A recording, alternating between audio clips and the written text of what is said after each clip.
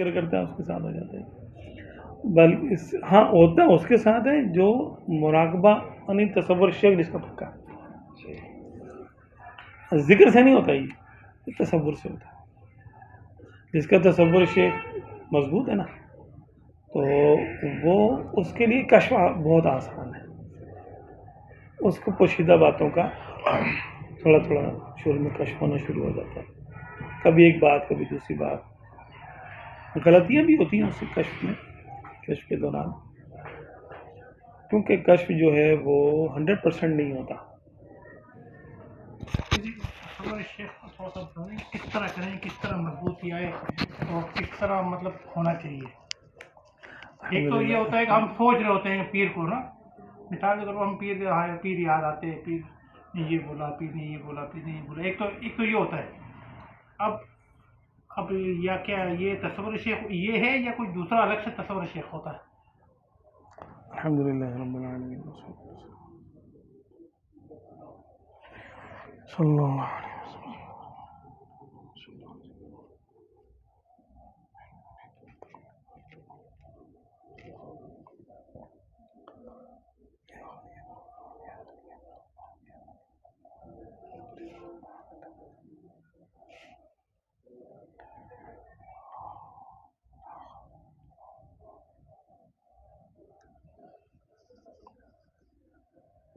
جی آپ کا سوال کیا ہے کہ تصور شیخ کے بارے میں کچھ نہیں، تھوڑا سا یہ ہے کہ جیسے ہم اکثر ذکر کرتے ہیں کہ پیر صاحب نے یہ کہا، صوفی صاحب نے یہ کہا، صوفی صاحب یہ بولتے ہیں، صوفی صاحب یوں کہتے ہیں، ان کا اکثر تذکرہ کرتا رہتا ہے. تو کیا یہ تصور شیخ بھی ہے یا الگ سے کوئی تصور شیخ، اور پھر کس طرح کرے اور کس چیز سے مضبوطی ہے؟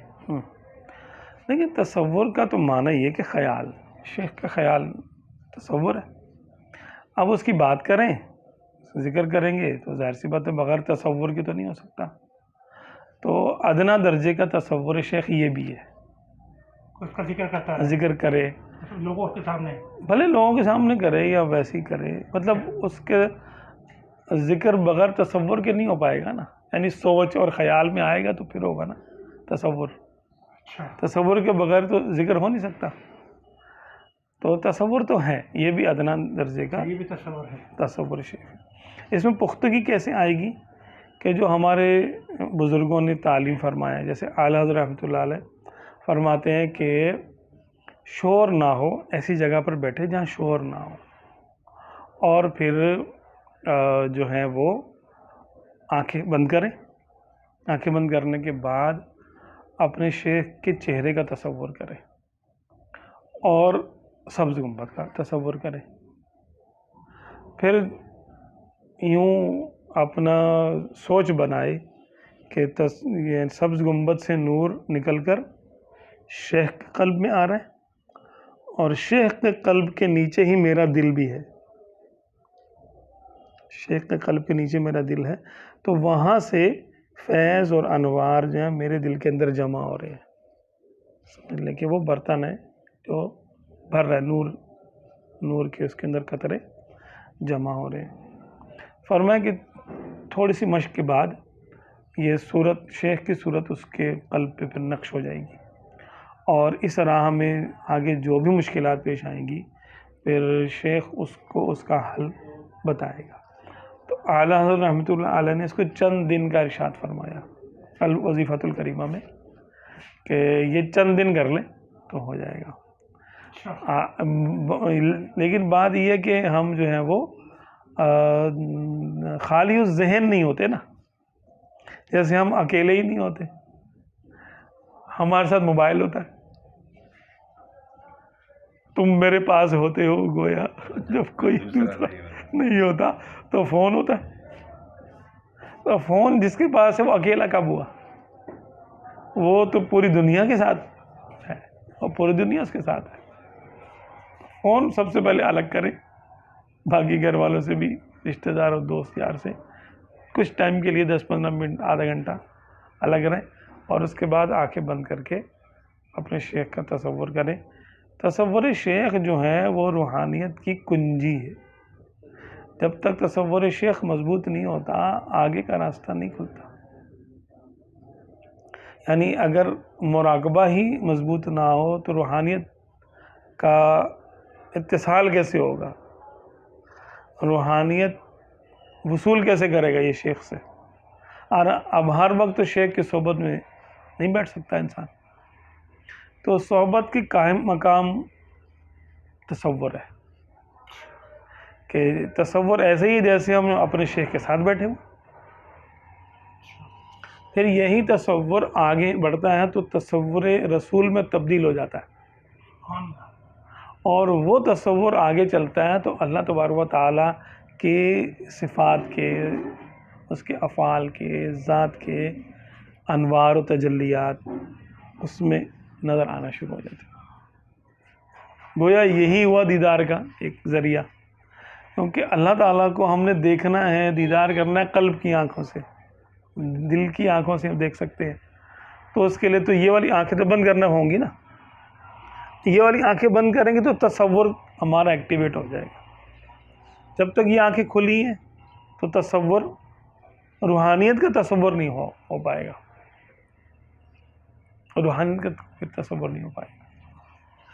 اور یہ جس کو اس کی عادت ہو جائے تصور شیخ کی، تو سمجھ لیں کہ وہ اب سلوک میں باقاعدہ طور پہ داخل ہو گیا، یعنی واقعی۔ تو یہ تصور شیخ روحانیت کی کنجی ہے، اور پھر اتنا ہو جائے تصور شیخ کہ پھر آنکھیں بند کرنے کی حاجت نہ پڑے، ہاں، پھر آپ کو ایسے ہی محسوس ہو کہ میرے قریب، میرے ارد گرد شیخ موجود ہے، اور اس کے بعد یہ ہوتا ہے کہ شیخ میرے قلب کے اندر موجود ہے، تو آپ کو جو پوچھنا پوچھ لیں، آپ کو روحانیت میں اس کا جواب مل جائے گا کہ یہ کام کروں نہ کروں، یہ کام کرنا چاہیے کہ نہیں کرنا چاہیے۔ بلکہ جتنا زیادہ اس پہ ہم فوکس کرتے ہیں تو اتنا زیادہ ہماری رہنمائی ہونا شروع ہو جاتی ہے۔ تو یہ ہوتا ہے کہ پھر ہم نے اگر ایک راستے جا رہے ہیں، آگے موڑ آیا، اب دائیں مڑنا ہے کہ بائیں، اور ہمیں نہیں پتہ کہ کس طرف مڑنا ہے، یا دونوں طرف سے راستہ جاتا ہے، یہاں تک رہنمائی ہوتی ہے۔ اب ہم پوچھیں کہ شیخ کس طرف گاڑی موڑوں، تو آپ کے ذہن میں ایک جواب آ جائے گا، تو سمجھیں کہ شیخ کی روحانیت کی طرف سے جواب ہے، تو وہی ہمارے حق میں بہتر ہوگا، اور اس مقام میں پہنچ جاتا ہے اتنا۔ ہاں، پہلا جواب جو آئے گا وہی شیخ کی طرف سے مانا جائے گا۔ تو پھر دوسرے تیسرے جواب بھی آتے رہتے ہیں، ان پہ توجہ نہ کریں، بس پہلا جواب جو آ جائے وہ کر لیں، اس میں نفع و نقصان ہو اس کو بھی چھوڑ دیں، کیونکہ بعض اوقات آزمائش کے لیے اس میں نقصان بھی ہوتا ہے کہ بھئی اب یہ کیا تو میرا نقصان ہو گیا، تو ہونے دیں، خیر ہے، کوئی نہیں۔ اپنے یعنی ایک راستہ اپنا لے کے، یا اللہ تعالیٰ میں ہدایت ایسے چاہتا ہوں، مجھے ایسے ملے، تو پھر رب تعالیٰ اس کے لیے اس راستے کو مختص کر دیتا ہے کہ ٹھیک ہے تم یہاں سے پوچھو، کرو اپنا کام کرو، تو پھر وہ ہمیشہ کے لیے اس کا راستہ مضبوط ہو جاتا ہے، پوچھتا رہو، کام کرتا رہے۔ یہ جو کہتے ہیں بزرگ کہتے ہیں ہمیں حکم ہوا ہے اب یہ کام کرنے میں، حکم ہوا ہے، تو یہ کہاں سے حکم ہوتا ہے؟ کیا بات ہے، سبحان اللہ، یہ یہیں سے حکم ہو رہا ہوتا ہے۔ ہاں، کیا بات، ہمیں حکم ہوا تھا کہ جاؤ فلاں مزار پہ حاضری دو، یہ کام کرو، فلاں جگہ پر جا کے چلہ کاٹو، فلاں جگہ جا کے تبلیغ دین کرو، وہی والی، ہاں، فلاں شخص آ رہا ہے اس کا یہ والا مسئلہ ہے اس کا حل کرو، سبحان اللہ، فلاں کو جواب نہیں دو، فلاں آنے والا ہے، ہاں، فلاں کام کرو یا نہ کرو، تو تبھی تو اس کا باطن سے، روحانیت سے رابطہ مضبوط ہوگا اس کا۔ کیا بات، اس سے کم میں تو ظاہر سی بات ہے کہ جب تک وہ ظاہر میں پوچھ کے چل رہا ہے تو ظاہر بین ہے، اب ظاہر میں شیخ نہیں ہے تو کیا کرے گا؟ کس سے پوچھے گا؟ پھر دوسرا شیخ تلاش کرے گا، اس سے پوچھے گا۔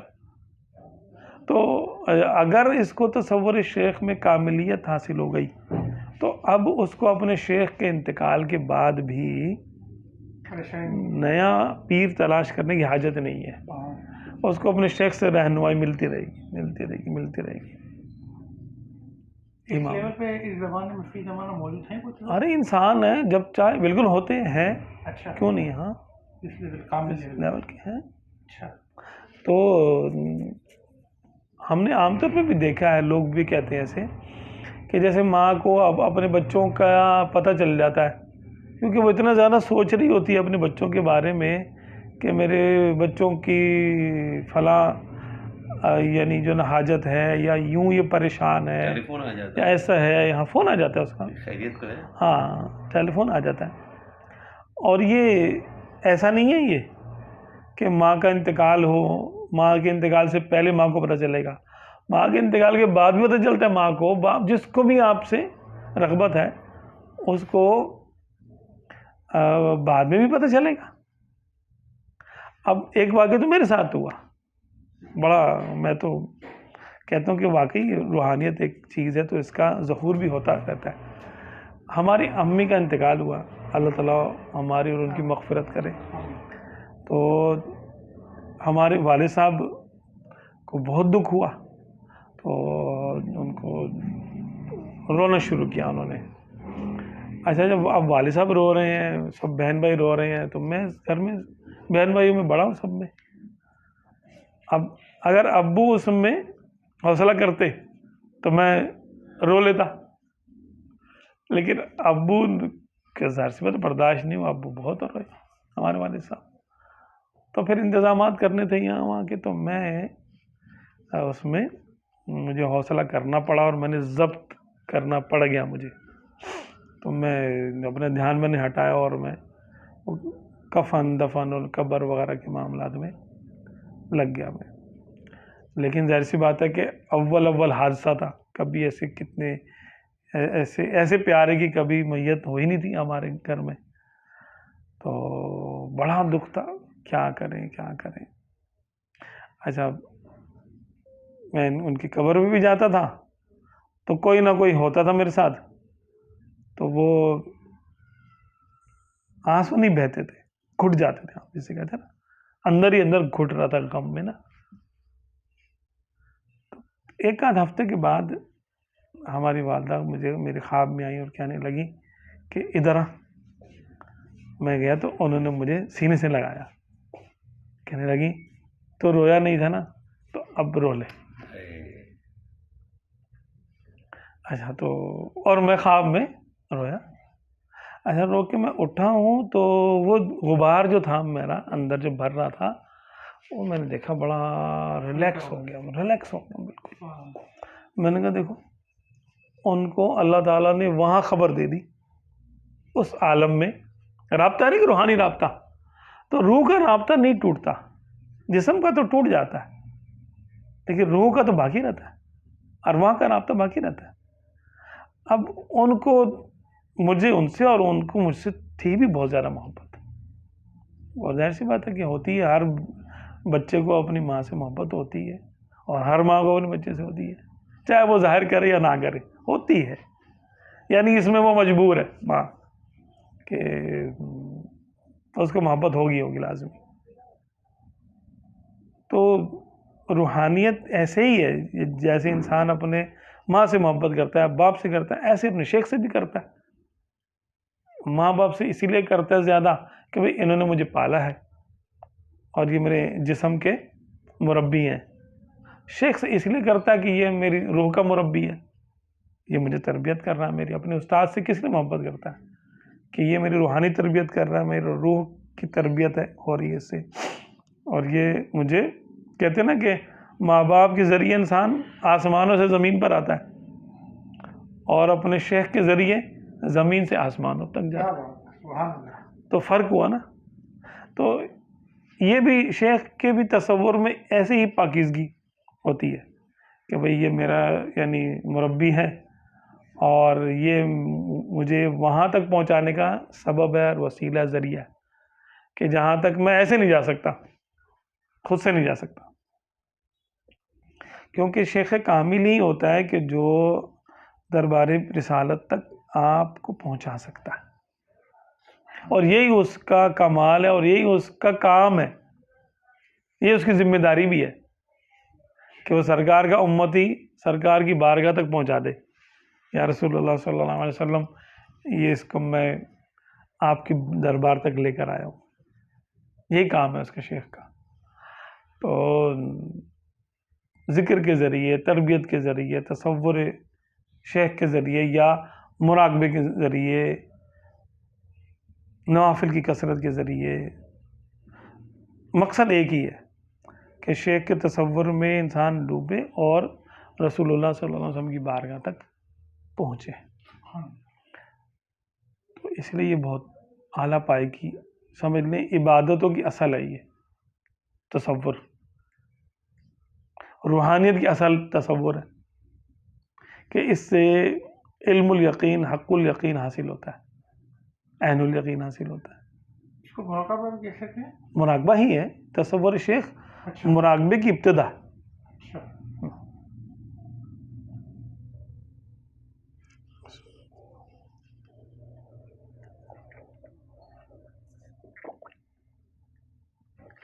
جیسا ہمارے امام اعظم امام ابو حنیفہ رضی اللہ تعالیٰ عنہ سے اہل سنت و جماعت کی علامت دریافت کی گئی تو آپ نے فرمایا تفضیل الشیخین و حب الختنین و مسح الخفین.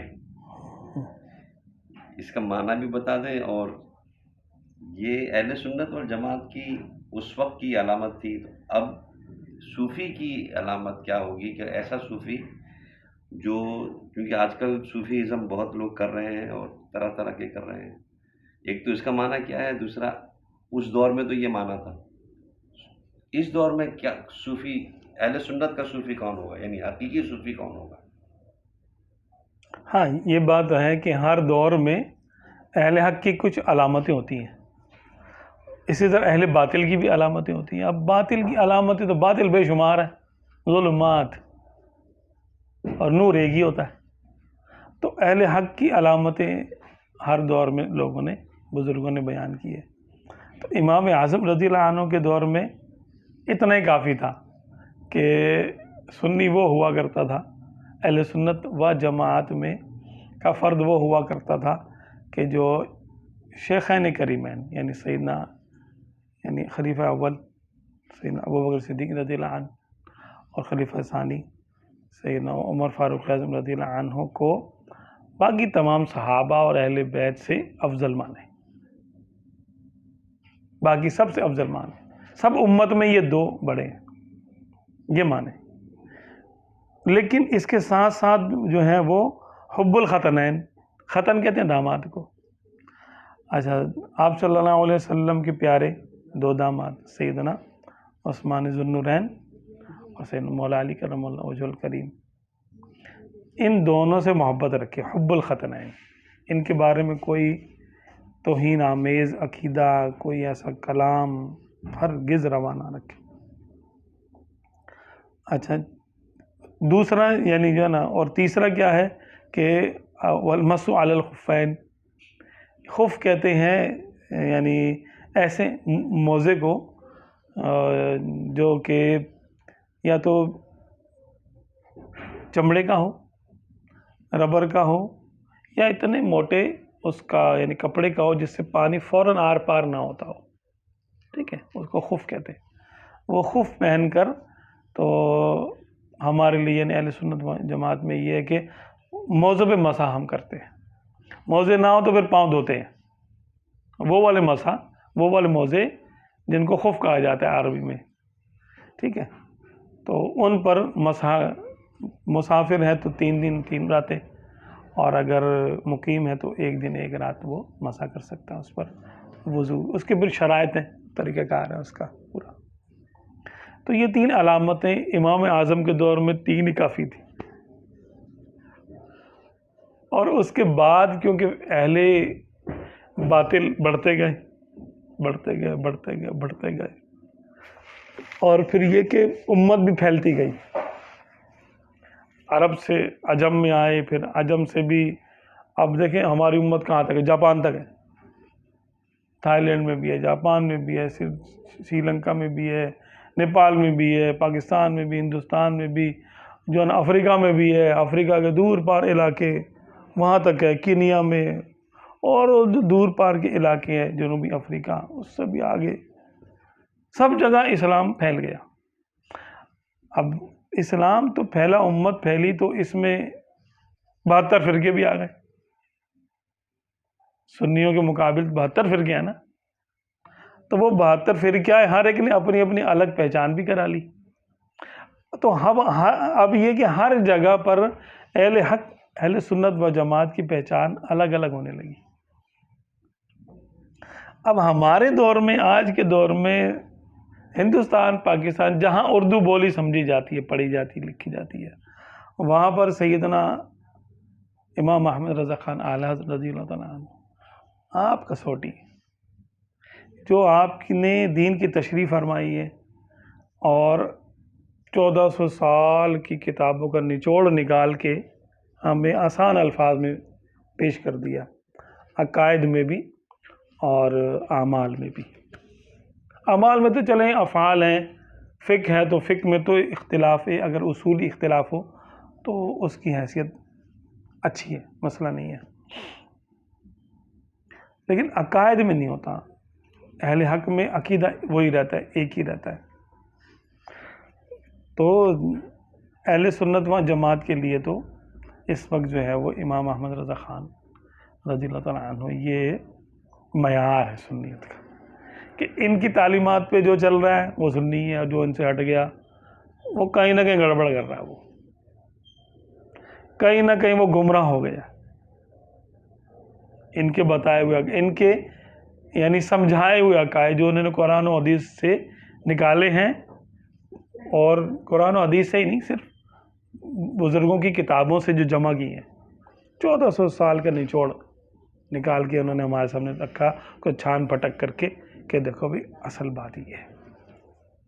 اور آپ کی کتابیں 1000 کتابیں، ان میں سے جتنی بھی چھپی ہیں کوئی دیکھنا چاہے تو دیکھ لے. اب آپ کے وصال کو بھی 100 سال ہو گئے، آپ کی کتابوں میں آج تک کوئی مائی کا لال غلطی نہیں نکال سکا، بڑی کوشش کر لی انہوں نے. اہل باطل اپنی کتابیں چھپا چھپا کے تھک گئے،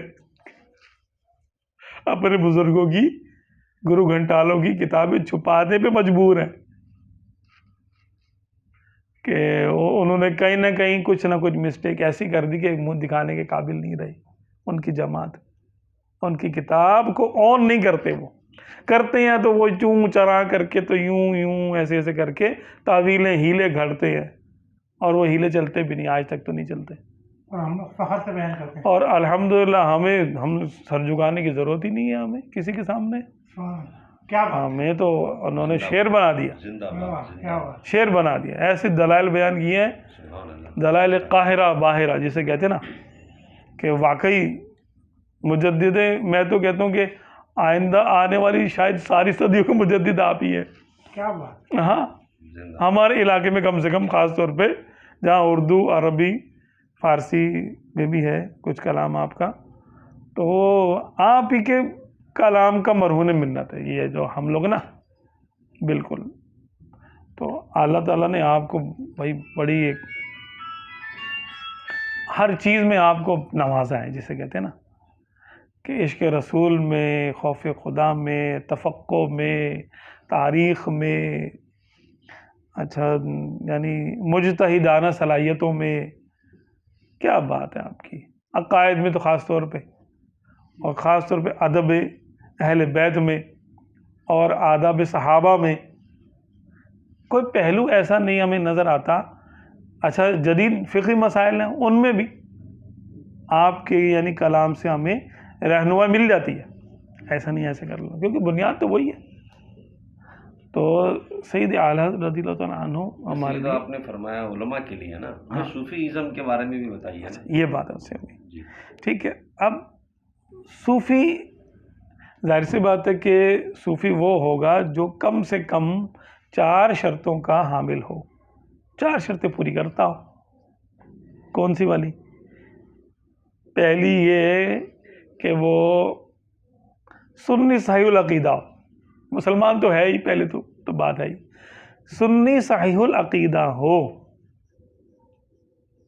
یعنی عقائد اہل سنت کا پورا عارف ہو، اور کسی بھی صحابہ، اہل بیت، اولیاء کرام یا کسی نبی علیہ الصلوۃ والسلام یا رب تعالیٰ کے کس ذات و صفات میں کسی کی توہین کا مرتکب نہ ہو، با ادب، سب کی بارگاہ میں وہ با ادب جھکا ہوا ہو. کیونکہ تصوف الطریق کلہ الادب، طریقہ جو ہے پورے کا پورا ادب ہے. ادب سکھاتا ہے کہ ہم نے سب کا ادب آداب، سب کو ہم نے ان کے مقام کا، جو بھی ان کا مقام شریعت میں بیان ہوا ہے، ہم نے اس کو نہیں چھیڑنا. ہم نے کچھ نہیں کیا نا کہ یوں نہیں یوں. تو پہلی شرط یہ ہے کہ سنی صحیح العقیدہ ہو. دوسری یہ کہ عالم ہو، ایسا عالم ہو کہ یا تو سن کے عالم ہوا ہو، ٹھیک ہے، علماء کی صحبت میں بیٹھ کر عالم ہو گیا ہو، یا کتابیں پڑھ کر عالم ہوا ہو. اب اپنی ضرورت کا فقہی مسئلہ بغیر کسی کی مدد کے کتابوں سے نکالنے پر قدرت رکھتا ہو. عالم کی یہ اس مقام پر عالم کی یہ تعریف ہے جو اعلی حضرت رحمۃ اللہ علیہ نے ہی کی ہے. ٹھیک ہے. اس کے بعد کیا ہے کہ اس کا سلسلہ بیعت جو ہے وہ سرکار عالم صلی اللہ علیہ وسلم تک پہنچتا ہو، کہ اس نے جس سے بیعت کی ہے وہ بھی صاحب اجازت ہو، اور یہ 3 شرطیں اس میں پائی جا رہی ہوں. چوتھی یہ کہ وہ صاحب سلسلہ ہو، پھر ان کے آگے، پھر ان کے آگے، پھر ان کے آگے، پھر ان کے آگے، پورا سلسلہ اس کا متصل ہو سرکار دو عالم صلی اللہ علیہ وسلم تک. بیچ میں کوئی بھی بے اجازت نہ ہو. بعض اوقات کسی بڑے پیر کی اولاد ہوتی ہے لیکن صاحب شرائط نہیں ہوتا وہ بیٹا، اور ان کو ان کے والد صاحب نے اجازت نہیں دی ہوتی، وہ خود بخود بن کے بیٹھ جاتے ہیں، جی میں ہوں، جانشین میں ہوں اس ٹائم. پھر اب ان سے جو سلسلہ چلے گا وہ منقطع ہوگا، اس میں فیض نہیں ہوگا. با اجازت ہونا ضروری ہے. تیسری شرط. چوتھا یہ کہ اعلانیہ فسق فجور نہ کرتا ہو، فاسق معلن نہ ہو. یعنی سب کے سامنے گناہ تو دیکھیں ہوتے ہیں، انسان ہے، گناہ کر لیتا ہے، توبہ بھی کر لے گا، تو اس کے گناہوں کا اعلان نہ ہوتا ہو. جیسے مثال کے طور پر یعنی کوئی شخص ہے جھوٹ ہی بولتا ہے، چھوٹی سی بات ہے، جھوٹ بولتا ہے سب کے سامنے، کوئی خیال نہیں کرتا، مذاق میں جھوٹ بول دیتا، ایسے جھوٹ بول دیتا. ایسا بینک میں سودی جو اکاؤنٹ کھولا ہوا ہے وہاں سے پیسے کماتا ہے، ٹھیک ہے. اس کی گھر کی خواتین بے پردہ ادھر ادھر گھومتی ہوں، اور یہ منع کرنے پر قدرت رکھنے کے باوجود منع نہ کرتا ہوں، ٹھیک ہے. نماز نہ پڑھتا ہوں، بلا عذر نماز چھوڑ دیتا ہوں. اب نماز چھوڑنے کا عذر تو بڑا ہی شاذ و نادر ہوتا ہے، نہ ہونے کے برابر. بہت مشکل سے عذر اس کا جو ہے نا بنے گا کہ نماز چھوڑنے کی کسی کو اجازت مل جائے، وہ تو بہت ہی مشکل ہے. زکوٰۃ نہ دیتا ہو، حج فرض ہے، حج ہی نہیں کرتا، بیٹھا ہوا ہے. امریکہ اور یہاں جاپان کے دورے کرتا ہے، حج نہیں کرتا. اسی طرح اور بہت سارے معاملات ہیں کہ جو یعنی اس کے اقوال، افعال، کاروبار، اس کے گھر والے جو اس کے انڈر کنٹرول ہے، ان پہ شریعت اس نے کتنی لاگو کی ہے، کیا کرتا ہے کیا نہیں کرتا، یہ سارے معاملات دیکھنے کے بعد پھر فیصلہ یہ ہوگا کہ یہ شخص فاسق معلن ہے یا نہیں.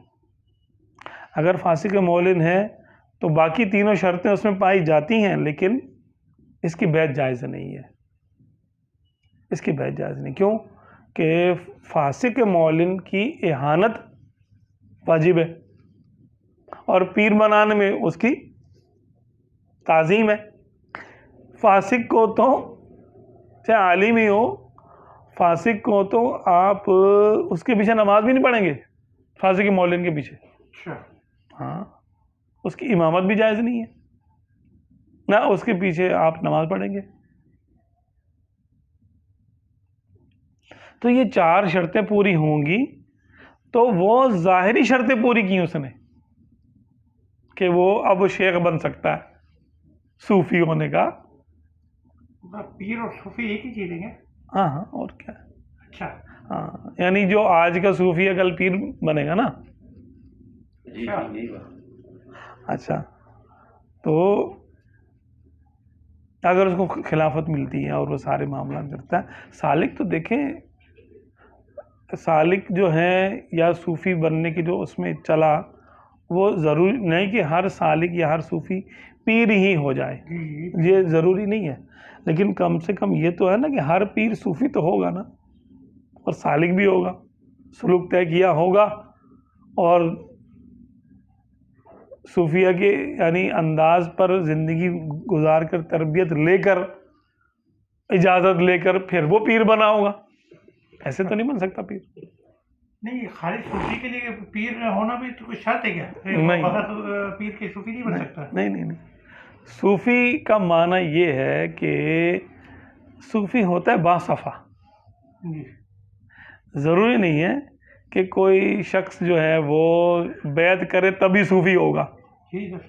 ہاں وہ بھی ہو سکتا ہے کہ جو باقاعدہ کسی سلسلے میں بیعت نہیں ہے لیکن اس کا دل صاف ستھرا ہے، اس کا بھولا بھالا آدمی ہے، حلال کماتا ہے، حلال خرچ کرتا ہے، ٹھیک ہے، اور ایک سادہ زندگی گزارتا ہے، عند اللہ وہ صوفی ہے. اچھا. ہاں اہل صفا میں سے. تو اس کے لیے 4 شرائط تو شرط نہیں ہے نا؟ نہیں اس کے لیے 4 شرائط شرط نہیں ہے. اچھا. ہاں یہ تو آپ تو اس کی بات کر رہے ہیں جو بیچارہ سوچے گا بھی نہیں کہ میں صوفی ہوں. حضرت کا جو سوال ہے وہ یہ جو آج کل کہتے ہیں کہ ہم صوفی ہیں، اچھا. تو وہ تو صاحب سلسلہ ہی کہتے ہیں نا اپنے آپ کو، صاحب سلسلہ ہوتے ہیں اور وہ سلسلہ چلا بھی رہے ہوتے ہیں، اور وہ سلسلہ ان کو چلا رہا ہوتا ہے، ان کا جو سلسلہ ہوتا ہے ان کا جو سلسلہ ہوتا ہے ان کو چلا رہا ہوتا ہے. اللہ جانے وہ پھر اس کے لیے شرطیں. ہر صاحب سلسلہ صوفی نہیں ہوتا، یعنی وہ یعنی عند اللہ مقبول بھی ہو یہ کوئی ضروری نہیں ہے. تو اس کے لیے پھر کڑی شرائط ہے، 4 شرطیں اس کے لیے کم سے کم. اچھا یہ ظاہری شرطیں ہیں نا. باطنی یہ ہے کہ وہ اس نے راستہ طے کیا ہوا ہو، یعنی وہ آقا دو عالم صلی اللہ علیہ وسلم کی بارگاہ تک اس کی رسائی ہو، کیونکہ وہاں تک پہنچا سکتا ہو نا، ورنہ تو پھر کہاں تک پہنچائے گا جو خود کہیں پہنچا ہوا نہیں ہے. باطنی طور پہ شرائط ہیں اس کہ وہ واصل باللہ. واصل باللہ نہیں ہوگا یعنی اللہ سے وصل اس کا نہیں ہوگا تو وہ ظاہر سی بات ہے خود ہی منقطع ہے یا بھی راہ میں ہے، تو پیر تو ہو بھی جائے گا لیکن ناقص رہے گا، کامل نہیں ہوگا. کامل تو وہی ہوگا نا جو کہ پورا راستہ جس نے دیکھا ہوا ہے. دوسرا یہ روحانی یہ بھی ہے کہ مجذوب نہ ہو. اگر واصل باللہ ہو گیا لیکن عقل کھو گئی، عقل سلامت نہیں رہی، گم ہو گیا، وہ سلسلہ بھی چلا، عالم بھی تھا، فاسق مولد بھی نہیں تھا، سارے معاملات تھے، تربیت بھی لی، سب کچھ کیا، لیکن فنا ہوا یا راستے میں تھا ابھی طریقت میں اور مجذوب ہو گیا. اب مجذوب کی بیعت تو جائز نہیں ہے، اگرچہ وہ کتنا ہی ولی کامل ہو. آپ اس سے دعا لے سکتے ہیں اگر ہمت ہے تو، اگر وہ دعا دے تو کوئی آپ کو، کیونکہ ان کی دعائیں بھی خطرناک بھی ہو جاتی ہیں بعض اوقات، مجذوبوں کی دعائیں کچھ کا کچھ ہو جاتا ہے. تو ان سے مجذوبوں سے تو دعا لینے میں بھی ذرا احتیاطی کرنی چاہیے. اس کے بعد یہ کہ وہ یعنی ہوش مند ہو، صاحب ارشاد ہو، اور پھر آگے کی شرط یہ ہے کہ مرید کی تربیت کرنے کا طریقہ جانتا ہو. جیسے ماں باپ ہیں بچے کو پالتے ہیں نا، تو ہر ماں باپ بچے کو پالنے کا طریقہ نہیں جانتے. جس کو تربیت کرے، جس کو تربیت کا ڈھنگ آتا ہو کہ بھئی اس کو میں تربیت میں لے رہا ہوں تو ضائع تو نہیں کروں گا اس کو، اس نے تو میرے کہنے پہ سب کچھ کر لینا ہے، تو میں کیا اس کو اللہ اس کے رسول تک پہنچا سکوں گا کہ نہیں؟ بڑی امانت کی بات ہے کہ وہ امانت دار ہو اور للہ فی اللہ اللہ کی امانت، یعنی مرید ہوتا ہے وہ اللہ اس کے رسول کی امانت ہوتا ہے، وہ امانت اللہ رسول کی بارگاہ میں پہنچا دے. یہ طریقہ جانتا ہو اس کا. مرید میں دیکھے کہ بھئی تکبر پیدا ہو رہا ہے تو عاجزی والے افعال اس سے کروائے، مایوسی پیدا ہو رہی ہے تو حوصلہ بڑھائے، ہے نا. اچھا، عجب، تکبر، بخل، اس قسم کے جو رذیل صفات ہیں جو ان کو ایک ایک کر کے دور کرے آہستہ آہستہ آہستہ. یہ تو تربیت ہے. اور کیا ہے؟ تربیت ظاہر کی بھی اس کو کرنی ہے تھوڑی بہت کہ اس کا ظاہر شریعت کے مطابق ہو جائے، اور باطن بھی اس کا طریقت کے مطابق ہو جائے. اس کو کون سا ورد دینا ہے، اس کو کون سا اس کو مراقبہ سمجھانا ہے، بتانا ہے کہ اس نے ذمہ داری لی ہے. صرف نذرانہ لینا ذمہ داری نہیں ہے. ماشاء اللہ کہہ کہ سبحان اللہ کہہ کہ جیب میں رکھ لیا نذرانہ. یہ چلو ہدیہ قبول کرنا سنت ہے، لیکن تربیت کرنا، جو آپ کے پاس آیا اس کو اللہ رسول تک پہنچانا، وہ راستہ بتانا، یہ فرض ہے کہ بھائی آپ کو اللہ سے تعلق جوڑنا تو کیسے جوڑنا ہے. یہ کرو، یہ کرو، یہ کرو، یہ پڑھو، یہ پڑھو، اس کے لیے دعائے خیر کرنا. وہ ہمدرد بھی ہو، اپنے مریدوں پر ہمدرد ہو، شفقت رکھے کہ بھائی ان کے لیے دعائیں خیر بھی کرتا ہوں، دعائیں خیر کرتا ہو، توجہ دیتا ہوں. توجہ دینے کا طریقہ بھی جانتا ہوں کہ توجہ کیسے دی جائے گی. توجہ کی 3 اقسام ہیں صوفیہ کے نزدیک.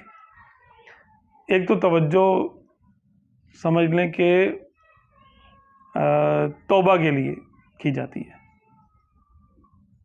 کہ انسان جو ہے وہ مریدوں کو توبہ کرائے، پیر اپنے مریدوں کو توبہ کرائے، تو ان کے قلوب میں ندامت پیدا کرنے کی کوشش کرے اپنی دعا سے اور اپنی توجہ سے.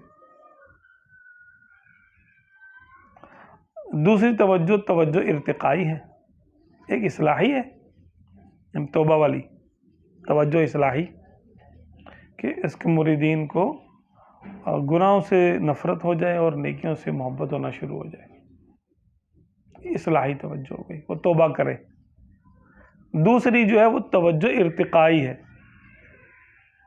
کہ وہ گناہ کی عادتیں تقریباً چھوٹ گئی ہیں، اب آگے کا ہے کچھ، اب ایسے ذکر و اذکار دیے جائیں گے اور ایسے مراقبے کرائے جائیں گے یا ایسی توجہ ڈالی جائے گی کہ ان کو اللہ رسول سے ملاقات کرنے کا شوق پیدا ہو. شوق پیدا ہوگا تو پھر یہ ان کی ارواح ترقی کریں گی. ان کو جس کا شوق ہوتا ہے، کیونکہ شوق میں تو انسان بڑے بڑے لمبے خرچے بھی کر لیتا ہے نا، کہتے ہیں نا شوق کا کوئی مول نہیں ہوتا. تو بڑی بڑی انسان جو ہے نا ریاستیں اٹھا لیتا ہے، بڑے بڑے معاملات کر لیتا ہے کہ ویسے نہیں کر سکتا لیکن شوق میں کر لیتا ہے، تو اس کو شوق دلائے. اچھا، تیسری پھر جو ہے نا توجہ کی جو قسم ہے اس کو کہتے ہیں توجہ وجودی. یہ تو بہت کامل بزرگ ہوں اور وہ کسی اہل ظرف پہ ڈالیں تو ہو سکتا ہے. وہ یہ ہوتے ہیں توجہ کے سامنے بٹھا کر توجہ کرنا، ایسی توجہ کرنا کہ اس کا باطن کیا اس کا ظاہر بھی بالکل اپنے جیسا کر لینا. اس کی چند مثالیں اس کی ملتی ہیں پوری تاریخ میں. جیسے خواجہ باقی باللہ رحمۃ اللہ علیہ کی مثال ہے، اکثر لوگ جانتے ہی ہیں کہ آپ کی بارگاہ میں مہمان آیا کرتے تھے، اور ایک دن مہمان آ گئے، آپ کے پاس بظاہر کھانے پینے کا، تواضع کرنے کا کوئی انتظام موجود نہیں تھا. تو آپ کسی سوچ میں تھے کہ اس کا انتظام کروں تو کیا صورت ہو، کیسے کیا جائے، کھانے پینے کا انتظام کیسے کیا جائے. ہوتا ہے نا بعض اوقات انسان پر بشری تقاضوں کے مطابق سوچیں بھی یعنی آتی ہے کہ اتنا ہی بڑا ہو، بظاہر حزن اور تفکر اس پر غالب آ سکتا ہے. آپ سوچ رہے تھے کیا کروں کیا کروں، ان کا انتظام کیسے ہوگا، ان کو کیسے دیا جائے گا، کھانے کا انتظام کیسے ہوگا، بڑے پریشان تھے.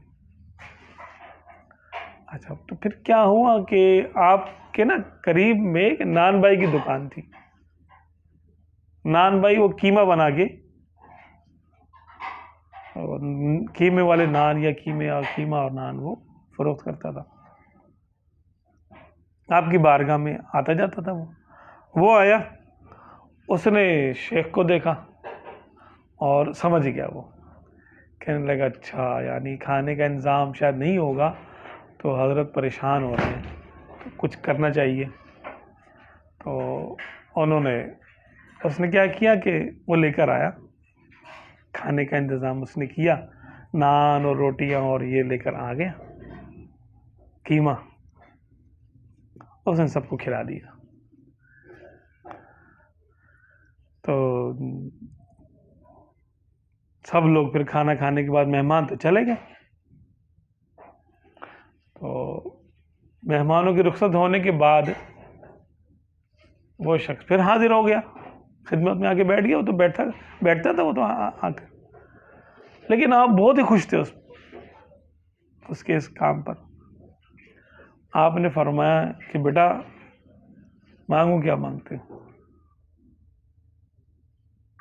ارے وہ بڑا سمجھدار آدمی تھا، لیکن سمجھدار تھا تبھی تو اس نے لوگوں کی بھوک اور حضرت کے چہرے پہ تفکر کو پڑھ لیا. تھا وہ سمجھدار. کہنے لگا حضرت آپ کی دعائیں، اللہ کا دیا سب کچھ ہے میرے پاس. آپ نے فرمایا مانگ لے، کیا مانگتا ہے. آپ پر ایک کیفیت تھی. اس نے کہا کہ اچھا حضرت اگر آپ دینا ہی چاہتے ہیں تو اپنے جیسا بنا لے مجھے، جیسے آپ ہیں. آپ نے فرمایا کہ تو برداشت نہیں کر سکتا. اس نے کہا کہ پھر اور تو مجھے کچھ نہیں چاہیے، برداشت کروں یا نہ کروں یہ میری قسمت. اگر چاہیے تو یہی چاہیے اور کچھ نہیں چاہیے. آپ نے فرمایا بھائی چل اب تو کہتا تو ٹھیک ہے. آپ نے اس پر توجہ دی. اس کو توجہ وجودی کہتے ہیں. بہت نادر ہے یہ، صوفیہ میں بھی بڑے اکابرین میں سے مروی ہے کسی نہ کسی سے.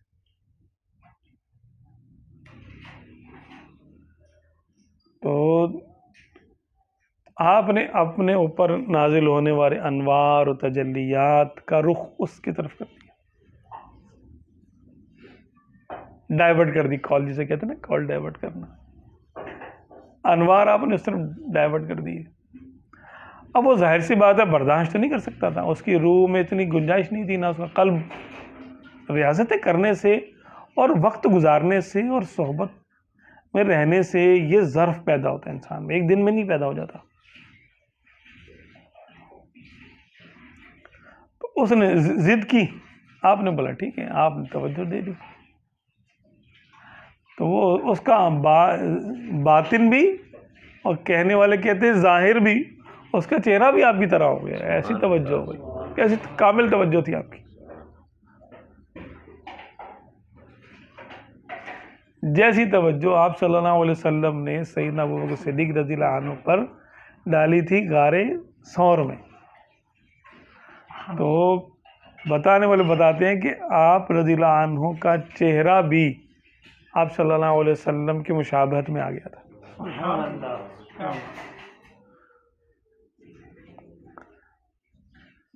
تو وہ شخص بہرحال اس نے توجہ لے تو لی، لیکن تیسرے دن اس کا دل پھٹ گیا،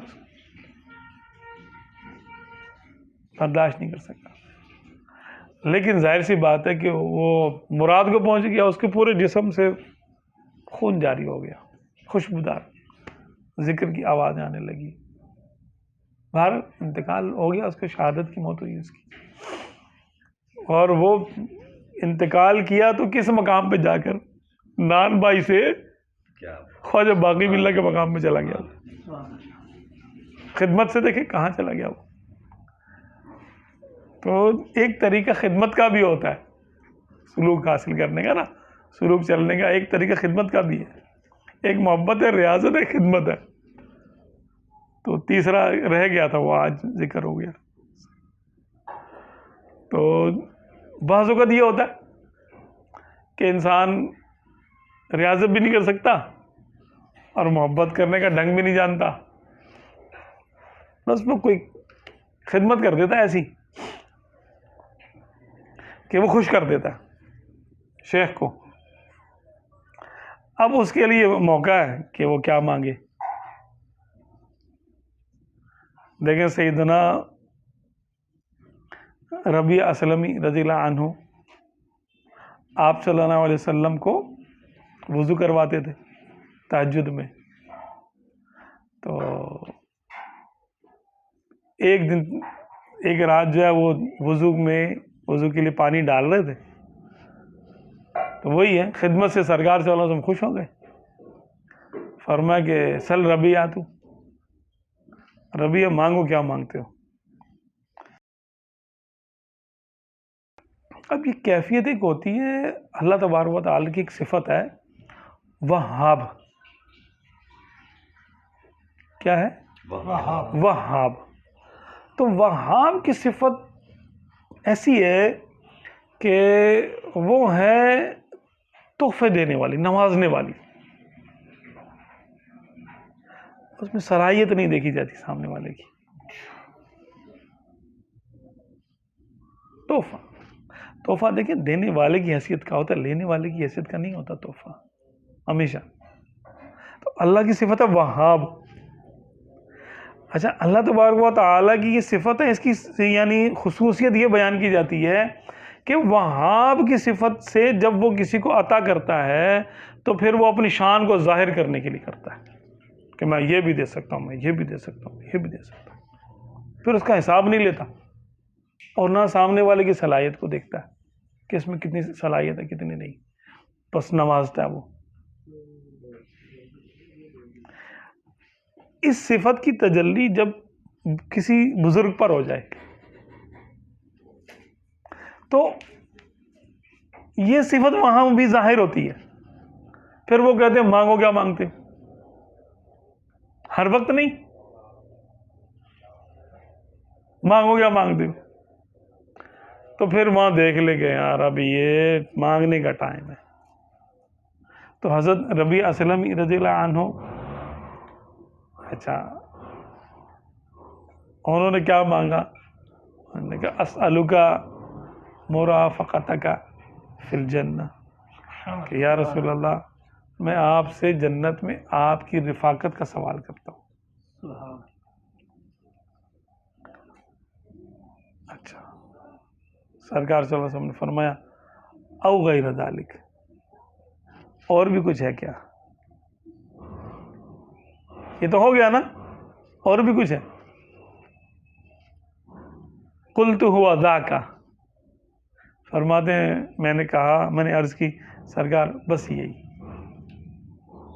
اور کچھ نہیں چاہیے، یہی چاہیے. قلت ہوا ذاک. اب دیکھیں انہوں نے کیا مانگا. وہ تجلی جب آئی انہوں نے پہچانا کہ اب اس وقت عطا کا ٹائم ہے اور میری قسمت سمجھ لیں کہ اس وقت میں خوش قسمتی کے خزانے کے پاس کھڑا ہوں، تو کیا مانگوں؟ انہوں نے آخرت مانگی، اور آخرت میں آپ صلی اللہ علیہ وسلم کا پڑوس مانگا. کیا بات ہے، بہت بڑی سعادت کی بات ہے. اب ظاہر سی بات ہے کہ وہ انہوں نے جگہ مانگ لی، وہ مقام مانگ لیا جو جہاں انبیاء کرام بھی جس کی تمنا کرتے کہ آپ صلی اللہ علیہ وسلم کا قرب رہے. جنت الفردوس ہے نا وہ. اچھا، جنت الفردوس میں تو ظاہر سی بات ہے کہ آقا صلی اللہ علیہ وسلم کے ساتھ ہوں گے، قریب میں ہوں گے، قرب میں ہوں گے، اور ایمان پہ خاتمہ بھی مانگ لیا، حساب کتاب میں آسانی بھی مانگ لی، ہو سکتا ہے بلا حساب و کتاب بھی مانگ ہو جائے معاملہ، ٹھیک ہے. اور دنیا کی انہوں نے کسی چیز کو توجہ ہی نہیں دی کہ مجھے یہ نہیں یہ مل جائے، وہ نہیں وہ مل جائے، تھوڑا سا کام چل جائے، تھوڑا سا یہ ہو جائے، تھوڑا سا وہ ہو جائے. بخاری شریف کی روایت ہے، ایک بدو آیا آپ صلی اللہ علیہ وسلم کی بارگاہ میں، اپنے اپنے مقام کی بات ہے.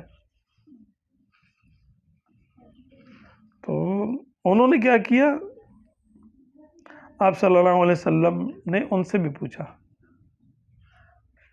کہ تمہیں کیا چاہیے.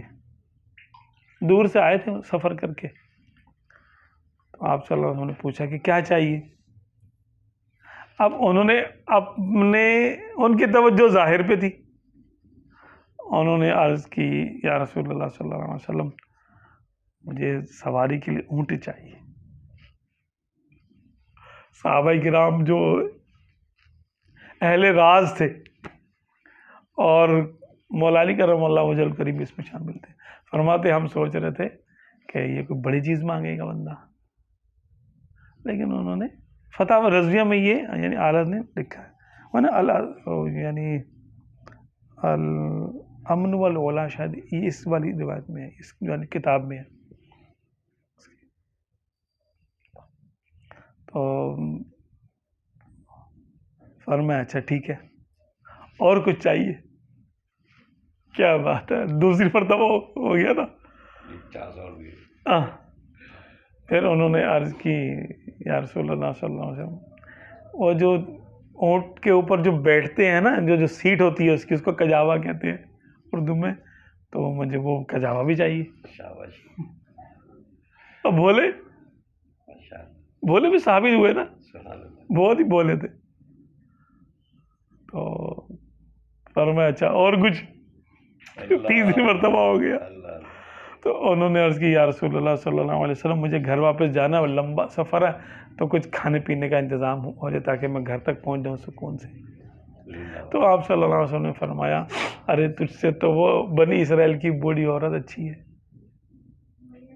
تو صحابہ کرام نے عرض کی، یا رسول اللہ وہ کون ہے بوڑھی عورت؟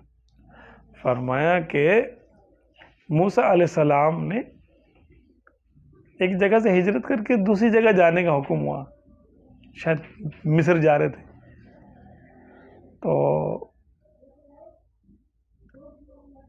جب آپ نے وہاں کا جو ہے قصد کیا تو آپ کو راستہ نہیں مل رہا تھا دریا پار کرنا. سامنے دریا تھا، دریا پار کرنے کا کچھ یا تو راستہ نہیں پتہ تھا یا کیا معاملہ تھا، بہرحال آپ کو جانا مشکل ہو گیا اس طرف.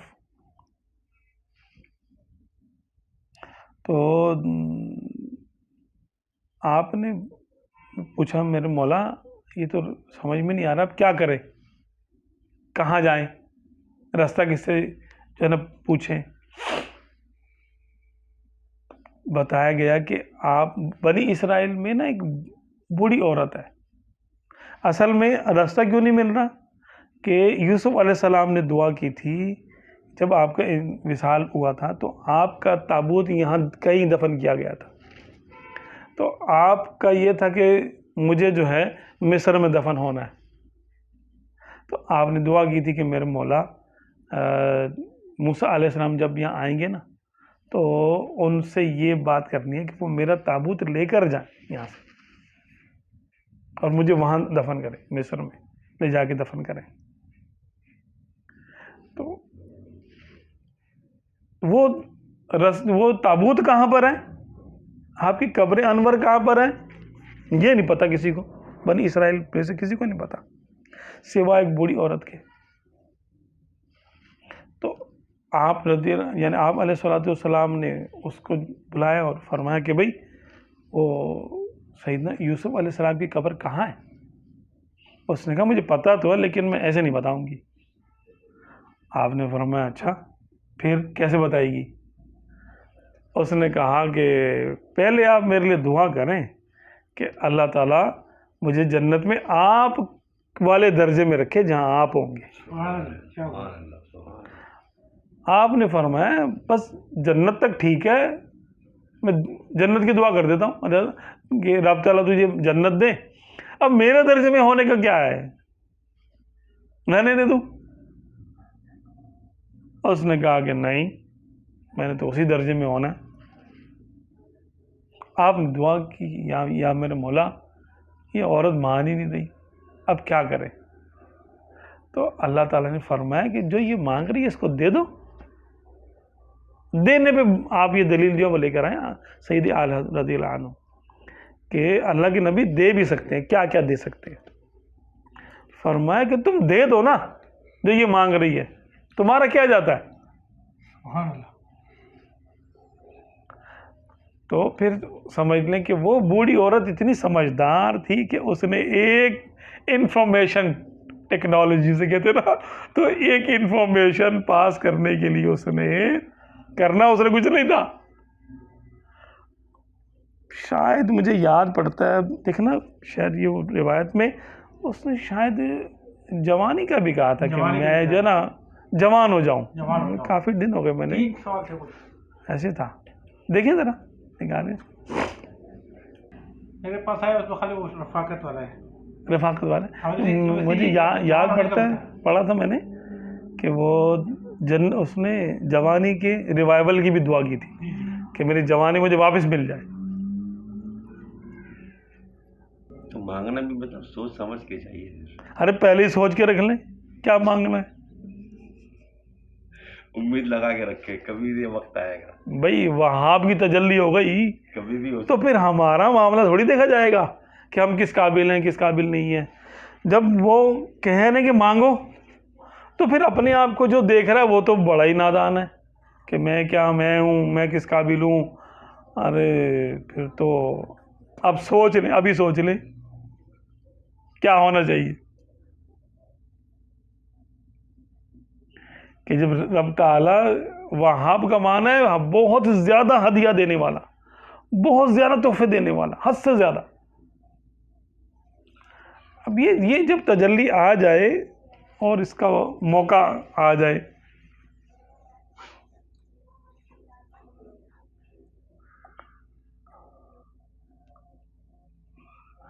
جوانی کا یہاں نہیں ہے, یہاں نہیں ہے, پتہ نہیں.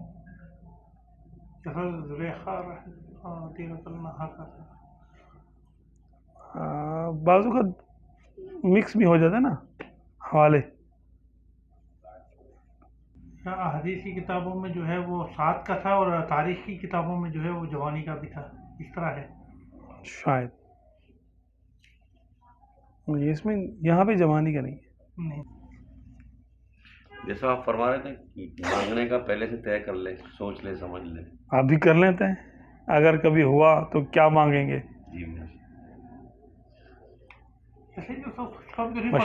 مشورہ کر کے, ارے نہیں جو اندر دل میں بیٹھی ہوگی بات وہی سامنے آئے گی.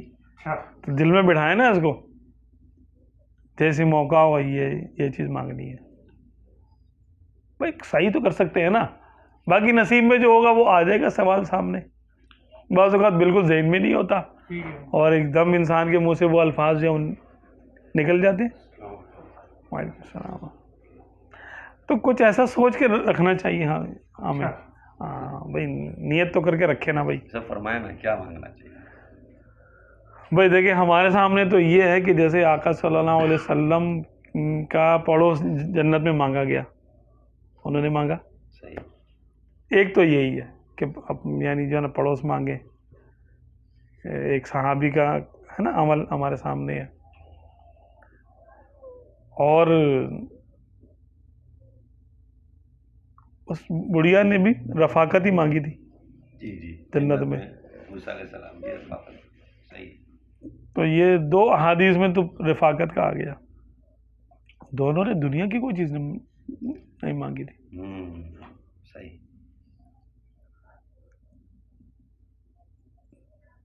صحیح. ویسے تو یہ ہے کہ المرء مع من احبہ، انسان اس کے ساتھ ہوگا جس سے محبت رکھتا ہے. تو محبت بھی مانگی جا سکتی ہے.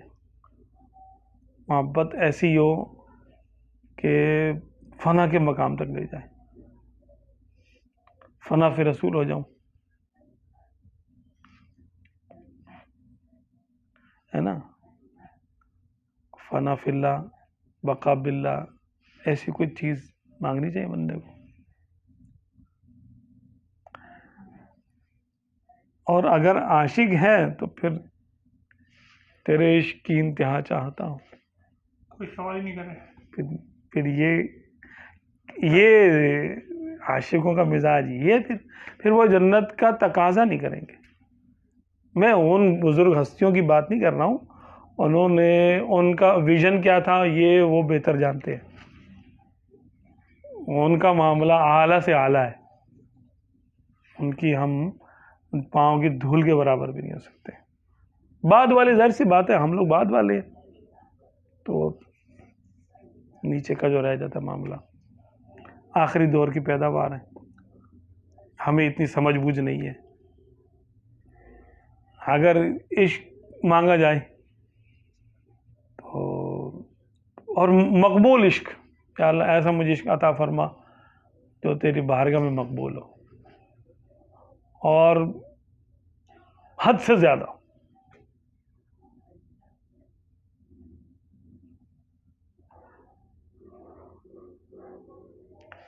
وہ بھی ایک سوال ہے. یا یہ بھی کہہ سکتے ہیں کہ یا رسول اللہ اسالک مرافقتک فی الدنیا والآخرہ. دنیا بھی آ گئی نا دنیا میں بھائی، ہم تو بظاہر دور ہی ہے نا. ابھی وہ تو ساتھ میں رہتے تھے، ان کو تو ساتھ حاصل تھا دنیا میں،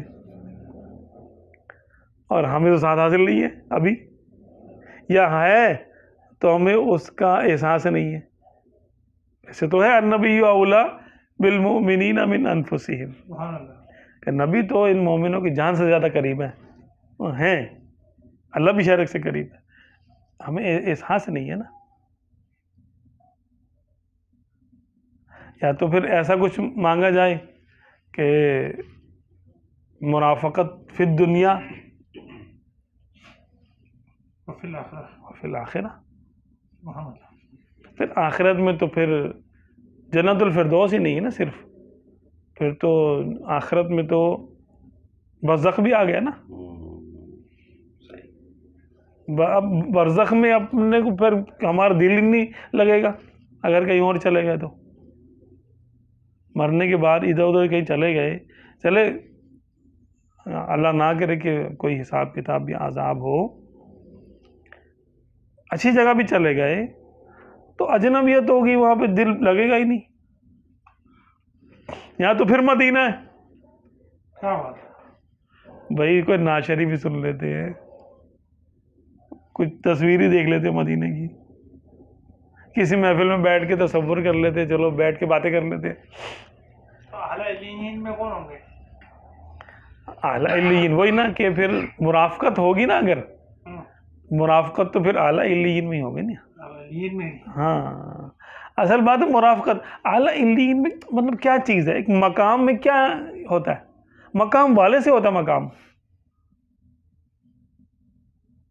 مقام والے سے مقام ہے نا.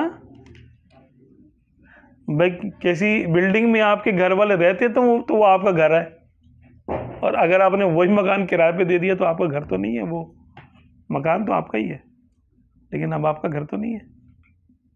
مکین بدل گئے نا تو مکان بدل گیا. اعلیٰ علیین میں کیا خوبی ہے کہ اس میں اللہ کے پیارے ہوں گے، بڑے بڑے بڑے محبوب ہوں گے، یہ ہے. جی. اور کیا ہے؟ اور کیا خوبی ہے اس میں؟ تو ہمیں اپنے پیاروں کا قرب عطا کر دے وہ. ایسا بھی کہہ سکتے ہیں یا کہ اللہ مجھے وہ دے دے جو تو چاہتا ہے. ارے اس نے تو کہا ہے نا کہ یعنی ہم سوال ہی ہم سے ہو رہا ہے کہ مانگو کیا مانگتے ہو، تو ہم صحیح ہے، مانگیں گے نا. حکم کی تعمیل ہے نا، صحیح ہے، مانگنا ہے نا. اگر آپ اپنا آپشن یہاں پہ کھو دیں گے، نہیں یا اللہ پھر تو ہی کرتے جو کرنا ہے، تو وہ بے نیاز ہے، پھر نہ کہنا. تو ہم یہ دعا نہیں کریں گے کہ تیری اور تیرے پیارے حبیب کی رضا اور ایک کام کرنے کی توفیق دے. تو کہیں گے ہاں بھائی دیکھو اللہ تعالیٰ کے نا اصل میں کیا کہتے ہیں، بے نیازی سے خوف آتا ہے. اللہ اکبر. کہ اب وہ کہہ رہا مانگ لو، تو بھائی مانگ لو نا، اب زیادہ ہیرو بننے کی ضرورت ہے. صحیح کہا. کیا بات ہے، کیا بات ہے. کیوں مانے بھائی ہم؟ یا اللہ تو نے کہا تھا میں نے مانگ لیا، اب بات ختم ہو گئی. صحیح. اب ہم زیادہ بولے نہیں یا اللہ میں نہیں، بس میں نہیں، تو پھر وہ کیا ہے؟ سبحان اللہ، کیا بات ہے. وہی اس پہ ناراض ہو جائے، میں نے تجھے کہا تھا تو نے کیوں نہیں مانگا، میں نے تیرے کو آپشن دیا تو تھا. بادشاہوں کا بادشاہ گردن اڑوا دیتے ہیں بادشاہ ایک ذرا سی اس بات پہ.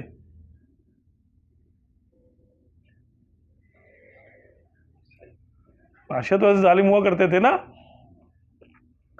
اور وہ بادشاہ، وہ تو ان کا کیا ہوا ظلم بھی ہو سکتا ہے دنیاوی بادشاہوں کا، اس کا کیا ہوا تو سب کچھ حق ہونا ہے. تو صحیح ہے، تو جو بھی کرے پھر تو رسک لینے کا نہیں. ہاں آپ کیا مانگیں گے اگر مانگیں؟ پتہ نہیں کیا مانگیں گے. جیسے اللہ تبارک و تعالیٰ نے وہ رکھے نا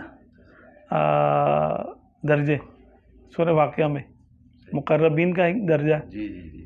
والسابقون السابقون اولئک المقربون.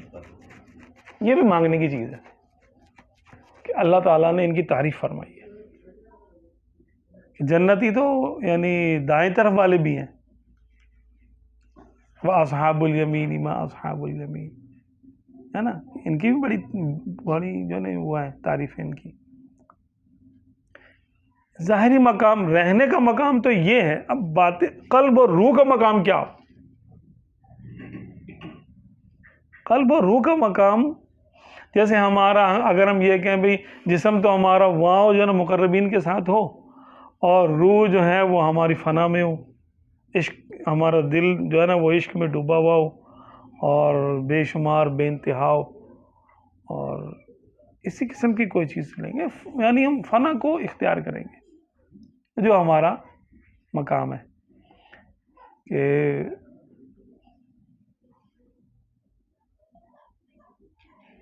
ہمیں اے رضا تیرے دل کا پتہ چلا بمشکل، در روضہ کے مقابل یہ ہمیں نظر تو آیا، اے نہ پوچھ کیسا پایا. کیا بات ہے، سبحان اللہ.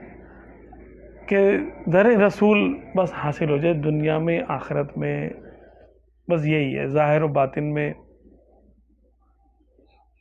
باقی یہ تو لاجواب کر دینے والی جگہ ہے، بندے کو سمجھ میں نہیں آتا کہ میں کیا کروں. لیکن ویسے سوچ کے رکھنا چاہیے، سوچ کے رکھنا. امید ہے نا، امید ہے. یہ نہیں کہ جیسے امید ہی نہ ہو بندے کو. بھائی امید رکھنی چاہیے اپنے رب سے. اگر رب سے امید نہیں رکھیں گے تو کس سے رکھیں گے؟ واہ واہ. وہ وہاب ہے، اس کا کوئی خرچہ ہوگا کیا کچھ دینے میں؟ جس کو جو چاہے دے دیں. ہم لوگ یہ سمجھتے ہیں نا ہم گنہ گار ہیں ہم. ارے تو گناہ گار تو ہم رہیں گے ہی گناہ گار. ہم کون سے کبھی نیک ہو جائیں گے؟ کبھی ہوں گے کیا کبھی نیک؟ ہماری تو نسلیں، ہم ہزاروں سال بھی رہ لیں دنیا میں، اس سے زیادہ گناہ کریں گے جو آپ کر چکے ہیں. کبھی نیک نہیں بنیں گے. تو اب ہم کیا کریں؟ کہتے ہیں کہ روزہ رسول صلی اللہ علیہ وسلم کا ہم سوچتے ہیں کہ ہم جائیں گے، ہم یہ کریں گے، ہم یہ نعتیں پڑھیں گے، یہ اشعار پڑھیں گے، یہ کریں گے، یوں کریں گے. اور وہاں جاتے ہیں تو کچھ بس دروشے یا کچھ باتیں رہتی ہے، باقی سب بھول جاتا ہے. میں یہی کہہ رہا تھا کہ اس کو کہتے ہیں ہوش اڑ جاتے بندے کے، ہوش اڑ جاتے ہیں. نہیں آتا. اور آپ لگتا نہیں ہے کہ میرے ہوش اڑ گئے ہیں، نہیں لگتا ہے میں بالکل صحیح ہوں، ہاں، کھا بھی رہا ہوں، ایسا ہی. پی بھی رہا ہوں، ہنس بھی رہا ہوں. جیسے اس جگہ سے آپ نکلیں گے پھر بولیں گے بھائی یار میں نے تو کچھ کیا ہی نہیں، میں تو یہ بھول گیا، وہ بھول گیا، وہ بھول گیا، وہ بھول گیا، مجھے تو یہ مانگنا تھا، مجھے تو یہ مانگنا تھا. آنے والے بھی روتے ہیں، جانے والے بھی روتے ہیں. ارے کھڑے ہو کے کوئی نہیں روتا، اللہ ماشاء اللہ کسی کو رونا آ جائے. کھڑے ہو کے تو بالکل ہوش نہیں ہوتے، نہیں ہوتا. پتہ نہیں کیا بات ہے، وہ بات ہی ایسی ہے. پتہ نہیں کیا بات ہے، ہوش نہیں ہوتا. یعنی آپ کو لگے گا کہ میں ہوش میں ہوں، لیکن آپ نہیں ہوں گے ہوش میں. چند باتیں سب یاد رہتی ہے، باقی سب بھول جاتے ہیں. بھول جاتے ہیں. ہاں، یہ میں نے دیکھا ہے تجربہ. حاضریوں کا وہ یاد نہیں رہتا کہ کون سے ہوٹل میں ہمارا قیام تھا، اس ہوٹل میں تھا، اس مرتبہ اس ہوٹل میں تھا، یا پتہ نہیں اس ہوٹل میں تھا، یا پتہ نہیں یہاں کا تھا. یہ بھی یاد نہیں رہتا کون سی منزل پہ تھا، یاد ہی نہیں رہتا. یہ ہے. تو بہرحال اللہ تعالیٰ وہ دن لائے اور ہمیں مانگنے کا سلیقہ عطا کرے آمین. کہ ہم مانگیں تو ہمیں تمیز بھی ہو نا کیا مانگنا ہے. یہ سب بڑے مزے کی باتیں چل رہی تھی ویسے. ہاں تو آپ جو ہے نا بتا دیں آپ نے کیا سوچا. میں تو سوچ رہا تھا آپ کچھ فرمایا کہ یہ مانگنا ہے. اصل میں مانگنا آپ نے یہ بھی فرما دیا کہ اس میں گنہگار کی کوئی بات نہیں ہے. یہ بات بھی ہے نا، لیکن بعض اوقات کچھ باتیں انسان اپنے آپ میں ہی کرتا ہے بس. جی یہ بات ہے، وہ محفل میں وہ نہیں کر سکتا. جی جی جی یہ بات ہے. اس کا کیا کر سکتے ہیں، اندر کی ہے بات ہے. وہ تو پھر اسی کی بات ہے، صحیح. اور وہ اس نے کرنی سرکار سے اور کسی سے کرنی نہیں ہے. یہ بات بھی ہے. آپ ہر ایک کا اپنا جب جو سمجھ میں آئے بھائی مانگ لے، انسان مانگنا ہی ہے تو دیکھ لیں کہ کیا دل میں آ رہا ہے. انہیں ہم دل ہی دل میں حال دل اپنا سنائیں گے، زمانے کی نگاہوں سے چھپا کر ان کے کچھ. ہاں بالکل بالکل یہی بات ہے. ذہن ہونا چاہیے ویسے کچھ نہ کچھ مانگنے کا، کہ سرکار صلی اللہ علیہ وسلم تو ہم تو دیکھیں نا وہ جیسے اعلیٰ نے لکھا نا معراج کا ہے نا، چل رہا ہے نا، جو ہم بھی وہاں ہوتے خاک کے گلشن لپٹ کے پاؤں کی لیتے اترن، مگر کریں کیا نصیب میں تو یہ نام مرادی کے دن لکھے تھے. تو یہ ہم نام مرادی کے دنوں میں رہ رہے ہیں. اب مراد کیا ہے ہماری؟ مراد تو یہی ہے کہ جو صحابہ کرام کو حضوری اور قرب میسر تھا ظاہر و باطن میں، تو وہ ہمیں بھی عطا ہو جائے. جو سیدنا ابوبکر صدیق رضی اللہ عنہ کو، عمر فاروق اعظم رضی اللہ عنہ کو، اگرچہ ہماری وہ کیٹیگری نہیں ہے، مولا علی کو، حضرت بلال حبشی رضی اللہ عنہ، عثمان غنی رضی اللہ عنہ کو، جن کے نام ہم نے سنے ہوئے ہیں، جو ہمارے لیے آئیڈیل حیثیت رکھتے ہیں، تو ہم ویسے ہی بننا چاہتے ہیں نا.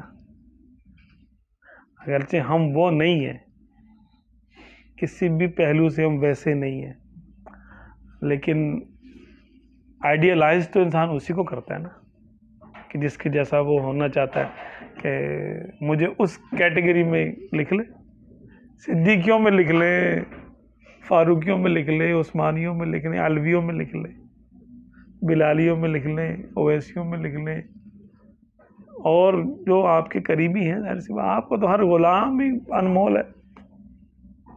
حسینیوں میں لکھ لے، حسنیوں میں لکھ لے، کہیں لکھ لے، ٹھیک ہے. اور کیونکہ ہمارے پہ اگر یہ چھوڑا جائے گا کہ تم بتاؤ، تو پھر تو ہم یہ کہیں گے صدیقیوں میں لکھ لیں. کیوں؟ سب سے زیادہ قرب تو ان کو ہی ہے نا. دیکھیں تو ان کے اگر ہمارے یعنی ہم ان کے غلاموں میں آ کے ہمارا نمبر بنے وہ پھر قابل رشک ہو جائے گا. کیوں یہ ہو سکتا ہے. سب صاحب دل یا صاحب حال کیا ہوتا ہے اور اس کی کوئی شرائط بھی ہوتی ہے؟ صاحب دل یا صاحب حال جو جسے کہتے ہیں. صاحب دل و صاحب حال یوں کہہ لیں کہ